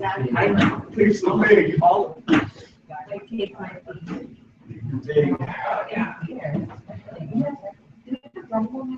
Oh my God. I think it's actually is there. That's not. I don't know. What is for it? Can I saw the name. But I can't remember what it was. Honestly, I'm hungry. Like, I think this, little, like, kid packs like shit, and lunchable, so nasty. I didn't even, I just. I left my So groceries at hungry. home. So I was I'm so like, disappointed. I got $4.99, so Are you taking, I'll like this. what are you taking? I mean, Can I? Well, yeah, anyone can, that's just. Wait, every time what's that? Is that the year? No, that's his, cat. Oh. Oh, I took that green. Ma'am? Renee asked me if I want to retain. Renee, I was listening in, but I suppose that I need another lecture which upsets me. Because I saw I only have 5 classes left or 6. And then I went there and she told me, oh, you need to take another lecture. It's like, yeah, I am, but why do I need to, like, I think I'm gonna go to another thing, you know? It's like, another different, I was like, oh, I know it's okay too. And it's university, I love it. I mean, I don't mind them waiting. I just wish I don't have, and they're accredited, take another the same level. There's a book I actually have from one of my classes that I took back home in Maryland. And it's called How Capitalism Saved America. Do you know the book? I'm gonna bring it in. I actually have it. It's a paperback book, but it's a really, really nice book. So the way I teach business law is we do Just a law book. you start a company. So we do we're gonna talk you through starting a company, how to select your entity, what your list of factors are, what's good, what's bad, what's not good, how to employ folks, what happens if you get sued. And so that the entire thing, there's no tests, the entire semester is basically a project of here's your, come up with whatever company you want, then we'll talk through and work through each of the stages of life. As from a legal environment perspective, and the class was actually, the total cost of the books for that class I think is $50. I've got this law, yeah, Law 101, the ABA, American Bar Association, small business guy, which is like $30. $27.95. $20. And face value. You can find it used on Amazon. And then we got one on ethics, try to talk from the Catholic perspective, since it's a Catholic school. And that's the course. We gotta go, okay, how would you run your business from a legal perspective, and then integrate the 3 books. And it's, it's kind of, and then it's 3 deliverables during the course of the year's project.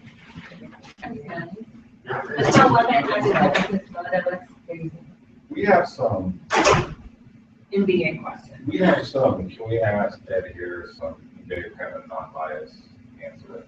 Sure. We're away from school. Sure. We don't talk heavily. No, I'm getting recorded. We can talk it. Is, I don't even know why you said, this might come off kind of harsh, but No, that's I'm going to. is St. Martin's as a school and a business program here worth the price tag for the MBA? Because I know some schools, I know this isn't the greatest on like rankings for business schools. I will say that, but I will say the 35, 37,000, whatever it is pretty comparable to a lot of business schools. Do you think it's really, in my quick look, I don't think it is. I would tend to agree with you. I could pick you probably a dozen other schools that, for that money or significantly less, would get you. Now, again, it's going to depend on your preferred methodology of learning. Where MBA is competitive is, folks go, look, I need a face-to-face class. That's how I learn best. I don't want to travel a whole bunch of places. I got to work full time. So it's convenient. So I'm going to do that. And if that's where your criteria is, it's not horrible. I mean, but if you're like, hey, I can do non-traditional learning, then you're going to be just as well served by getting your MBA at WGU for $6,000 as you would being here for 30. You're going to be just as well served by, if you're willing to travel, if you're willing to do a little bit of driving, you're going to be, UW is going to be, for a little bit less, it's going to give you a lot more horsepower. It's also hard to get into. So when you're looking at a resume, do they really say, okay, well, this person got MBA from UW, and this person got MBA from? No. Do they really care? It's not, it's. I mean, unless it's Harvard or Princeton. It depends on the hiring manager. So from my perspective, I tend to discount education anyway, which is kind of strange since I work at a college and I've got a bunch of degrees, but I think it's because I work at a college and I've got a bunch of degrees. I look a lot more at the experience that's on the resume.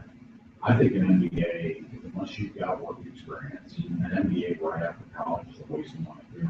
Take your 2 or 3 years, go out and get your, well, you guys are mostly non-traditionals. I mean, that's a different answer. But if you're a traditional student and you're coming straight out of high school into college and then straight out and you got a business degree and then you go and get your MBA, the MBA is worthless. You just wasted a bunch of money. And you're a lot better off taking 2 or 3 years, figure out what you want to do, figure out a little bit of what the life looks like, and then go back to your MBA and go for your graduate school. If you can get into top-notch school, go. No matter the price, no matter what, and I'm talking top-notch. I'm talking like the UPenns, the Harvards, the University of Chicago, the University of Chicago, Northwestern's really good. There's one in North Carolina, UNC. UNC, I wouldn't put up. Duke's better than UNC. But I'd start questioning whether borrowing $125,000 would be worth it. But an MBA, I mean, I went to Syracuse, which is decent. I put in Syracuse, my employer paid for it. It was a decent deal. But it was also, it's a school that, when I say Syracuse, most people know Syracuse because they've got a basketball team and football team. And so the other part of it with sports journalism. Yeah, the Maxwell School Sports, yeah. And Syracuse is, I mean, that's what they're known for, is a communication school. But your biggest, if you can't get into one of those top-notch schools, then I sit there and go, pick one that's local and inexpensive, or pick one that's, if you can do non-traditional, pick something non-traditional where the name's recognizable outside of the area. So you can look at, WGU is recognizable outside the area because there's like 13 states participate in WGU. So it's all online, right? It's all online. And it's hard to learn that way. I mean, if you haven't, but it's our biggest competitor for education programs. Because for our school of education, because you can get certification, your education certification through WGU. So folks are going to only have to pay St. Martin's sites, and I can go to WGU a lot cheaper, and I'm a teacher, get my master's in education. But the accreditation is the same. Yep. There's I don't know, brand is a big one. University of Phoenix, there was a big stigma to. Yeah, Phoenix, your for-profits I would stay away from. So University of Phoenix is not one that I would. No, I mean, really stay away from it, but there's, in my mind, it's basically all those, all the If I were looking here and I've got a little bit of a bias, but not probably less than anything. If I were looking here at JBLM, I would be looking at University of Maryland would probably be my first choice. I've heard this.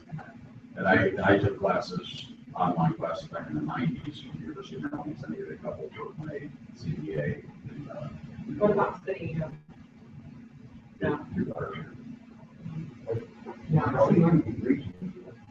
It's part of it. And the thing is, there's a perception around city that's kind of not a real college. St. Martin has it's a very real school. And so there's this perception out there that, UPS, so Puget Sound, Seattle University, St. Martin's, Whitworth, Whitman, Walla Walla, Heritage, PLU, those are all ones that when you mention them locally, they're all about the same. They're not, candidly, there's a lot of differences, but if you talk to most employers around here, and you list off any of those privates, they're all going to go, yeah, they're all about the same. And so when you start mentioning City U or University of Phoenix, those tend to get bundled together, even though they're different, very different. They tend to get like, oh yeah, that's not a real school. They don't have real campuses, they don't have sports, they don't have this and all that. And so that's the things that you go, hey, look, I want to spend $33,000 for St. Martin's MBA appointment. You go, hey, if you're non-traditional and the name doesn't mean a lot to you, then you're going to be staying here locally. And if you look at MBA is important, then everything needs to be knocked out because you can operate in that environment. And online learning. As a, actual employer, where do you find, I know you say experience is more important, seems to be more important. If you've been in workforce like most of us have, for the bitch on the top. I am.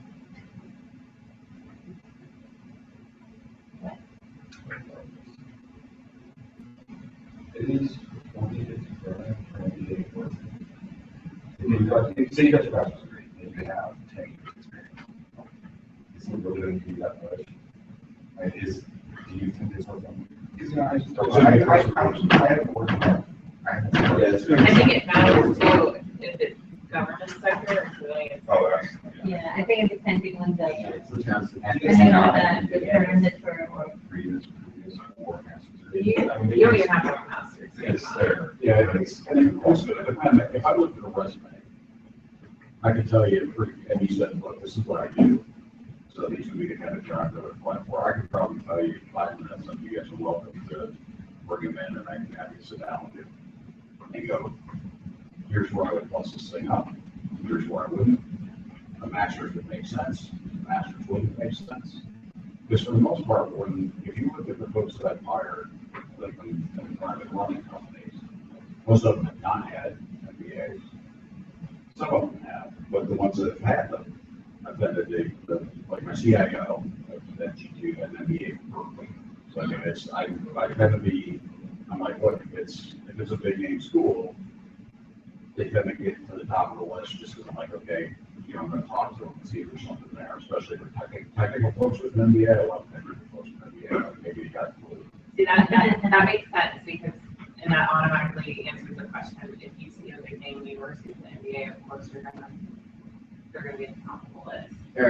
But it's got to be. But if it's not a big name, I don't put any. I would put no difference on an MBA from St. Martin's to an MBA from Seattle U, to an MBA from Cal State Irvine, to an MBA from University of San Diego. That's all going to be if you're not in that top 50. The rest of them are all mishmash. Yep, they went and got an MBA. That's good. If you have an undergraduate degree that was non-business, that tends to be a big plus. If your undergraduate degree is in business an MBA is probably not gonna be worth it generally. That's what I thought. That's the same. It's the same crap over again. And what, Yeah, it's the remember same I was thing gonna to the ask you, like, what do you like study when you go to like a big school? Yeah, you basically have, Same stuff, it's, right? it's largely the same, and that's why I said, never go to MBA school right out of undergrad with a business degree, you're wasting your money. I went back for an MBA after 4 years out, Syracuse, and even then I was like, I didn't get as much out of this as I thought I was going to. Like taking bachelor's. How about this degrees where you can use say we all get our bachelor's degrees here? And I was talking to her, I know at least a couple of years, like taking the Kelly, you offer a master's in finance. If you're a teacher, you can step right into it with your bachelor's in business. Yeah, if you're, Is that their route to go, kind of? if you really want to specialize, I mean, you really want to specialize, I don't know, say maybe finance, I wouldn't just jump in. yeah, I would love it. Oh, I would love it. I mean, it's like getting a master's in finance from St. Martin's. You know, we are about academically on the city. And it's, and I look at it, you know, a master's in finance from BYU ain't gonna get you job offers from SVB Capital. So, you know, it's, at that point, it's like, okay, I either have a passion for finance, in which case I can sit there and go, go you know, I go to, or I go, okay, I want to get a job on Wall Street, but ain't gonna get that with the BYU degree. So you can figure out how to get yourself a UPenn, you know, or in the University of Chicago or Harvard. But if you can get into those, then no matter where you're going. You just go. That was probably, I got into Cornell from business school, I didn't go. And I looked at it, I was like, okay, there's $100,000, this is back in 95, 96, $100,000 to go to Cornell. Or, and I actually, so I sent my positive and I was ready to go, I went to resign, and the company was for sale. And the owner said, look, I'll do Gates, go to Syracuse nights and weekends, if you'll stay through the sale. And I was like, okay, well, let's say that's worth $100,000 to me. And so I basically said, okay, I will go to Cornell and go to Syracuse. And so I did the nights and weekends thing. And that was like you guys did, which is why I have had an appreciation for this format that you got. We didn't do the 8-week session, we did full 16-week. And so, but you did night and a Saturday. So you're like, you know, so 2 nights a week on Saturday, or I'm like, God, I don't know how you guys do it. I mean, it's crazy. But that's how I got my MBA, and that was, and otherwise I would have gone to Cornell. And I applied to and did not get into Harvard, Stanford, Chicago, or UPenn, and had worked. And if I had, I would have gone. I wouldn't have even taken up on that. Cornell would have stepped down enough that I was like, okay, that's. They really don't have any doors, schools just kind of, Yeah. Oh, yeah. I'm a Notre Dame grad for undergrad, and that was well worth the freight. The Army paid the freight, but it was well worth the freight. And it's not necessarily fair. The education that the folks are getting here is a good one. I mean, I sit and see the classes, I hear the classes, I look at the books, I talk to the professors, I teach the classes, I'm like, it's no different than what I was getting at Notre Dame. In some cases, it's better, because you didn't get this. I had classes of 40 some people, even my application courses were 40. And so you didn't get this, and this is typical of Lacey too. Yeah, Lacey, typical Lacey size class is 15, 14. So it's not, you know, there's only a few classes, we only have one classroom that seats more than 30 students. At West Virginia University, I had a couple of them, like auditorium, singing. Yeah, I had all my one-on-one classes at Notre Dame, like philosophy, psychology, those were all in auditoriums. Are you from Oregon? I've been, never just something down So there. I did you do dissertation. Yeah, I work Because for our Princeton offers an online main, master's, our and contract. it's or master's in I've something. been for a lot of time. Do you think it would be the same? Yeah, If you can do online. especially with the Princeton now. That was so nice. Once you get out, like, you go nights and weekends, if you can do it on, if it's from Princeton or a Harvard or a Syracuse, I mean, most people look at my resume, they assume they, like, finished 2 years, that I went full time, and I was like, no, I just busted my ass. I'm sorry for the line. right, so you got your, you're going together, you're gonna this is all. And I know it's 66. For the whole program, For the whole for the year? program. Yeah, it's gonna be, It's a you are, I know, it's just. I don't know now. I got $40,000 now. Are you kidding me? When the charge did it send you? Oh, that's a lot of money. But that's, so MBA, once you guys are headed to the top school somewhere, you're getting a bachelor's in business out of here, or bachelor's in science and business, I guess it is. Yeah, this is administration. Yeah, but the concentration in the Yeah. Never off, but when kind of went off for so long. It doesn't always hurt you now. I'm not really heavy on it. What's your name? I do want to tell you, Same. but at the same time, I'm like, you know, it's interesting. Yeah. I don't have. That mentality. I don't feel that. Have you gained anything that Especially if it doesn't have to be. Not anymore. I don't feel confident. Like my learning is to a point where I should be like, all right, I've got a bachelor's degree, doesn't happen. Does that make sense? It does. It might be me personally, or is that a lot of people in the market? Is that a lot of work experience? I've done a lot of things. And I still feel that outweighs. I don't think I mean, you can talk about, I've checked the law. I don't feel like walking in, count on that though. I before I can walk somewhere and go. But I've got all this learning, and you should have me for this position. No, It's I can't, I don't feel like backing out. No, there's two things, so when I look at it, someone with a college degree, and I think it's something that you should weigh heavily as you're going into interviews. So take the confidence piece of, I know this shit, high school away, because no one does, not a single graduate does, outside of some honest savants somewhere. It's like that, they're gonna retrain you the way they want you to do But it. it's really a few things. I think doing it non traditionally, and I certainly used this when I was Syracuse too. So look, I worked full time. I was a company commander in the National Guard, which is a part-time job. I mean, that's a lot of time.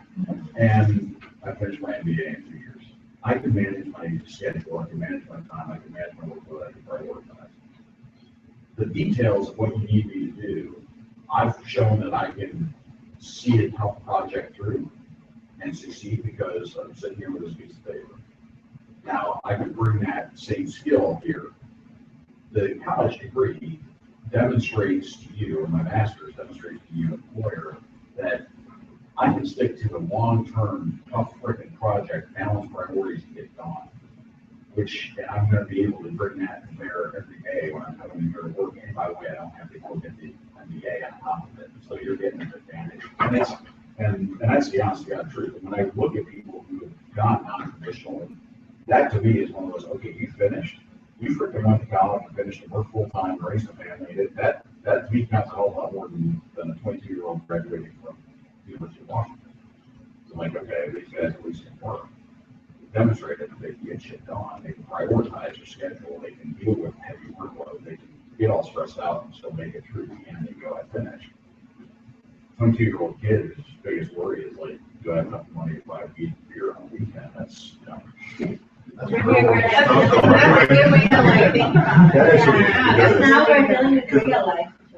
I look at a lot, and then all jobs have popped up, and I'll go through them, I'll check all the plus, I can do that, I'm doing that. Yeah. And I still walk away. And I don't know if it's job title, or, it's almost just intimidating. Because I don't He feel cannot like- even find a good job, and he spent 22 years in the military. I wasn't a lot of time looking through The military's harder though. Yeah. There's a disadvantage here. And that's, and again, I just hired the guy who I ended up hiring for the general manager positions and retired at 5. And he retired at 51, and he's like, I cannot find a job. He's got a master's degree, he's got an undergraduate degree, he couldn't find a job. He's like, no one will trust me because I'm a retired officer. I'm too young, I'm too old. I've been in the Army since he was enlisted, Green and Gold. He was OCS. So he's like, I'm 30 years military, And I've got, Yeah. folks don't want to touch that. They think I can't learn anything, I can't do anything. He's an infantry officer, so he's like, I'm kind of a, That's true. rockhead. But I'm like, I'll take you in a heartbeat. One, because there's not much that's gonna get thrown at, when I look at it, well, when I look at it, at an E6 or above, generally, certainly an E7 or above, or at 03, 04 and above, where I'm like, you're gonna have dealt with crisis. Not much is gonna rattle your ass. So, and I would hire warrant officers all day long. So I'm like, those are folks that I'm like, they just gonna get stuff done, not much will rattle, and they'll work through it. They're generally gonna be effective with people. I don't want to say good because I've seen the full spectrum, but they're generally going to be able to get stuff done and get people to get stuff done.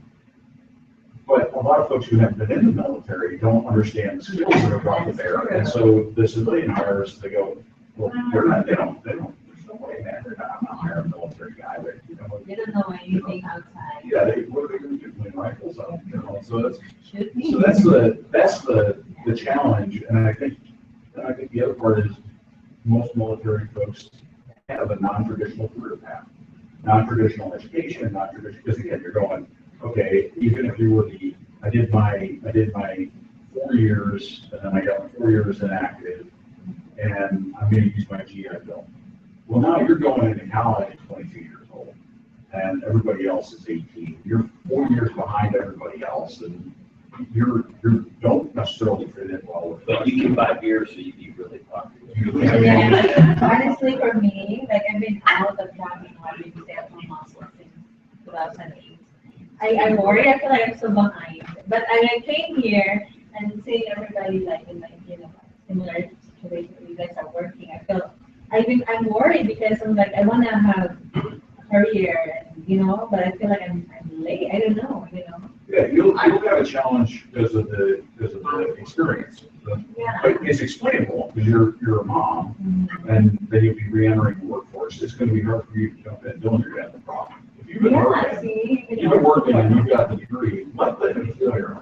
And this is, I'll tell this to the entire class. Let the employer make the determination you're not qualified. Okay. Don't you're probably far more qualified than most of the applicants coming through given your background and what you put yourself through, and you're self-selecting out because the bar that you set for yourself is too high. And let the employer come up with that. They'll look at your resume. If they don't think you're worth it, they won't bring you in. They can waste At your least time. try, right? If they bring you in and don't talk to you, just be yourself. And that's what it's about. I think there's a lot of people I like get what fail. I do sell myself short, right? Not psyching myself out. It's just, I didn't do very good at what I do. Like, especially with work, schools, not so much. I don't know why. Don't work. Like, I give myself no work. Because that's like It's almost like a fear of failure. It's like, because, I want to step up from where I'm at. I've done this for very intense jobs and that's very important jobs. I want to step up, but I think that step for me is new ground. And it's almost a fear. Well, and that's what, if you look at the general population, that's what holds most people back. And there's nothing wrong with that. The world's, if everybody interpersonal and promoted themselves up to the level of their initial incompetence, then, the world's a complete mess up. You guys heard the Peter Principle, right? Yeah. Okay, so the Peter Principle is this principle that was put forth by a management guru about 30 years ago. And it said, if you do a good job, you get promoted. And if you keep doing a good job, you get promoted. And eventually you stop getting promoted because you're no longer doing a good job. You essentially get promoted to the point at which you're incompetent. And then they stop promoting you because you're like, well, you're not doing a good job anymore. You're kind of just average or mediocre. And so the Peter Principle basically is like, look, when you take a look at an organization, you're going to have people who are climbers and people who are static. And the folks who are static, if you follow the Peter Principle, have all been promoted to their initial level of incompetence and are stuck there. And so most organizations, especially large organizations, are managed by people who are incompetent because they've gotten promoted to a level of incompetence, can't get promoted any further, and they're stuck. And so everybody's incompetent. And so that's that's the other part is, now I don't necessarily completely subscribe to that. I think that there's cases where it's absolutely true. People push themselves too hard and they push themselves into jobs they can't do.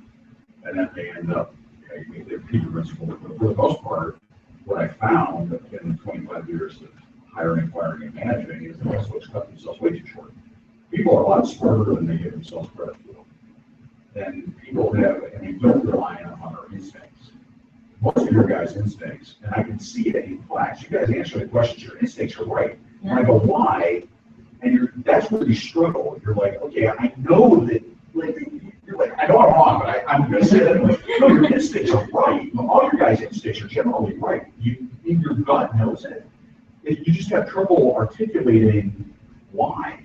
And that's and as you move up in business, that's the challenge is going, okay, I got to learn to be able to say why.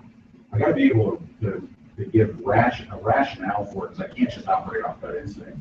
On the other side, you shouldn't be afraid of that instinct. That's a survival mechanism. I mean, those of us who've been in home where you live on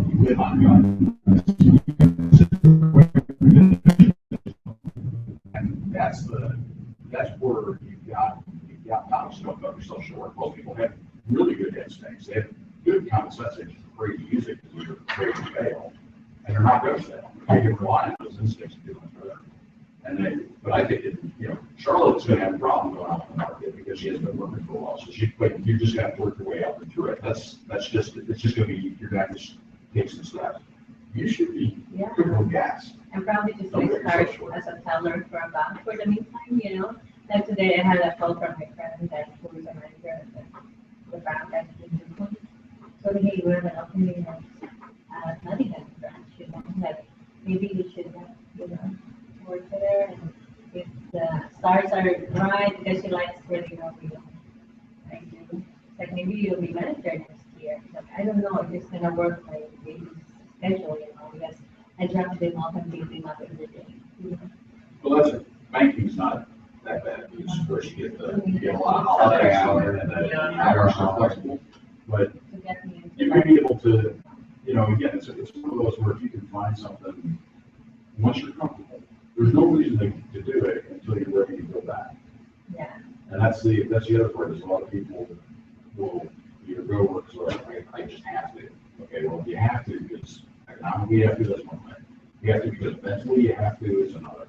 But if you're going, well, I need to go back because I'm going to not be able to get a job, it's too late already. So you just wait until you're ready to go, and then go. And then you don't have regrets, and you're not trying to fight through it.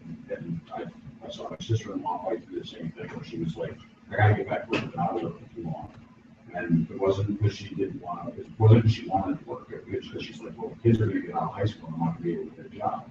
Well, she went to work for Starbucks as a barista and quit. She went to work for like a wine company doing something and quit because she couldn't deal with the fact that she still had kids stuff to deal with, and get sick and this and that. And so, I'm like, just wait till the kids are, you've been out of the workforce for 13 years, 14 years, just give it another 4 or 5 years, it'll be done, and then go back and you'll still be able to get a barista job, but you're not going to be able to beat, you're not going to beat yourself. And then if you do that and you don't have that hanging over your head, you're going to be able to be successful. Maybe then you're managing the Starbucks store, maybe then you're doing something. I don't know, but if you try and force it, you're not going to be successful at work, and you're not going to be successful at home, and you're going to be angry. And that's my good.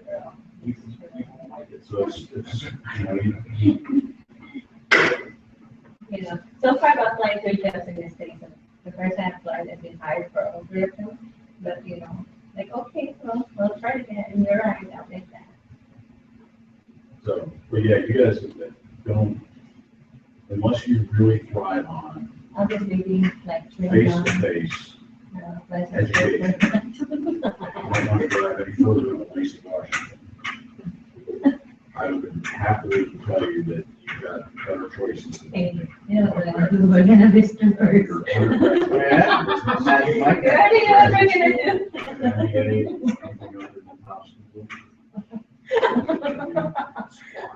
And we already know what we're gonna do, Joe and I.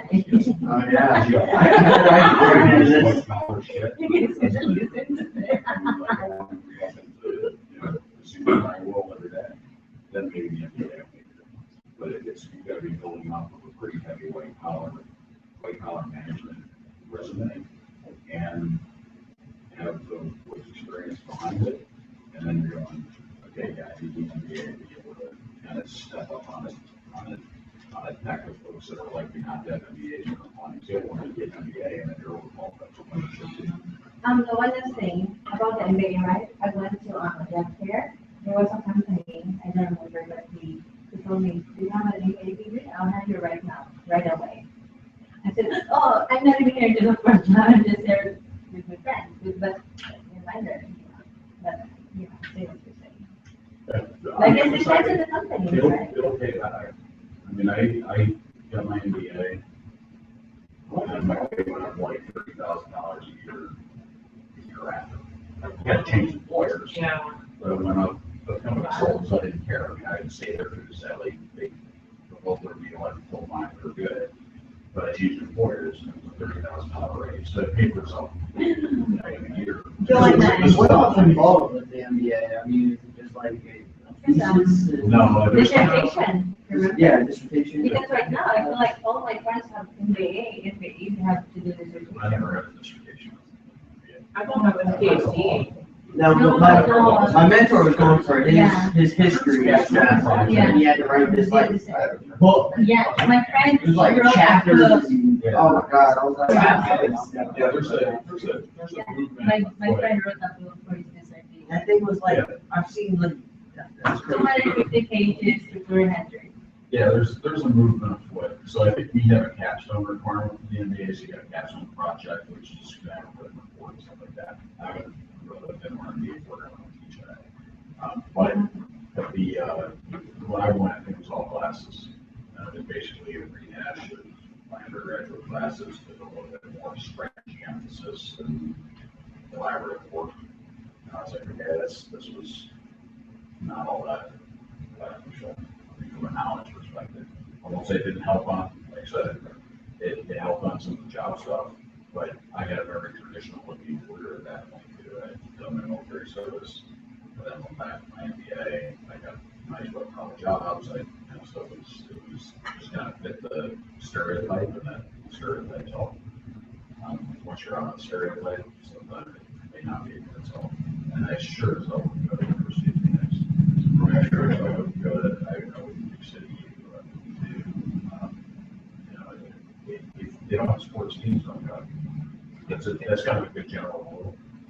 It's a kind of boring one, but it's probably a good general rule. So University of Maryland has sports teams. Joe and I will just be.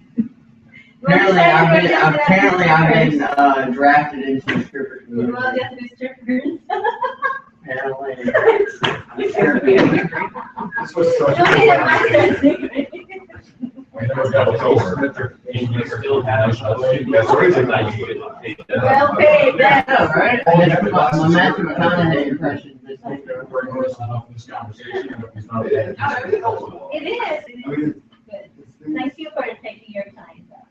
It's your time, actually. all we're couldn't ask for a program, possibly just teach us stuff like this, because. I mean, Especially look at us, military. look at us with being in the military or going actors. Yeah. Not lost, but unknowledgeable, compared to, kids, they're gonna do well, they're gonna be crushed, so we need that in all of our class. It's not what I You said something about a tech contract. Well, I thought Is that what it is? Yeah. Shut up. That's I can always say what I do. Then you pay $100. But, yeah. I know that's stigma too. logistics stuff. Yep. So that, this is something I don't really do. I was looking at what right to my I have to, take, I probably won't catch some school, totally cross the summer, so they graduate. But, listening to you now, it's hard to find, it's not a whole lot of time putting this with it, but, it's not that big of a thing. You see, that's what people just don't do. You look back, what you did as an employer, also as a council, at least we get to know. I don't know. That's We actually are thinking about getting into community that I feel like should really go into getting a job after everything. I would strongly recommend it. In your case, I In would my case, strongly especially. recommend it. Yeah, I think that's what I said, everybody's different. If you bring a resume in, I look at the resume and go, this would benefit a lot, and you go, this is what I want to do, I go, yeah, get in the meeting right now. It doesn't matter where you go, you need the letters. I can go, you're never gonna need it, it's gonna be a waste of money and time, don't bother. And then it could be, if you get in one of these schools, go, if you can or don't want to, don't. I mean, again, a lot of it is, if you said, hey, look, this is what I want to do, or what I think I want to do. Here's a resume, tell me if you hire me or tell me whether I need to plus off, I can do that. In a lot of cases, one of the guys that was in my dorm, the accounting major said, I don't think he worked his resume, he's got an internship with the DCAA, so I'm like, oh, managed to get you into, but he had all the right stuff, his resume just sucked. So like, change this, adjust the font here, do that, bring forward some stuff. It's interesting, resume is, most of us, we emphasize things that's important to us. There's not necessarily what's important to the employer. And so you can spin that resume around and just go, hey, look, you're selling, they're buying, what are they buying, and make sure you emphasize that. Because most of it, there's, honestly, God, the reason I mentioned the job I had up in Canada was because, like, there's not a person in this room I wouldn't hire. I mean, you guys, and that was, well, I would hire you, probably not for that particular job, but I have sales jobs that I've hired you. Oh, I'd be good at that. Yes, you would. And so, but I told them that it's but I sit there and go, I've got a bunch of folks who are non-traditional, who are busting their ass, showing up every week to class, getting their assignments turned in on time, working hard, they're smart, they're asking good questions, those are all the things that's not fine in an employee. I can train you how to use the system, I can train you, I don't train much anything, I have somebody else there do it, but you can get trained to use the system, you can get trained to learn what glass is and kind of how to sell a window and that kind of stuff, but I can't train work ethic, you can't train intelligence, you can't train, so those are the kind of things, that's why I was like, I'm gonna mention it in class, because if anybody's interested, shit, that's gonna be, you've got a preset, so don't cut yourself short. You guys are doing stuff that most people can't manage. And like I said, I say that from my own experience, because I look back and go, I don't know how I did it. But you just kind of got through it, you do it, like you guys are doing. And that's the biggest skill you're bringing out of here, is how to manage your time and work time. And you've learned business stuff. I mean, I could tell because we ask questions, you answer the questions, and you have the business knowledge, you got good common sense, like you're learning, there's good common sense stuff you're gonna apply to whatever field or environment you're asked to serve in.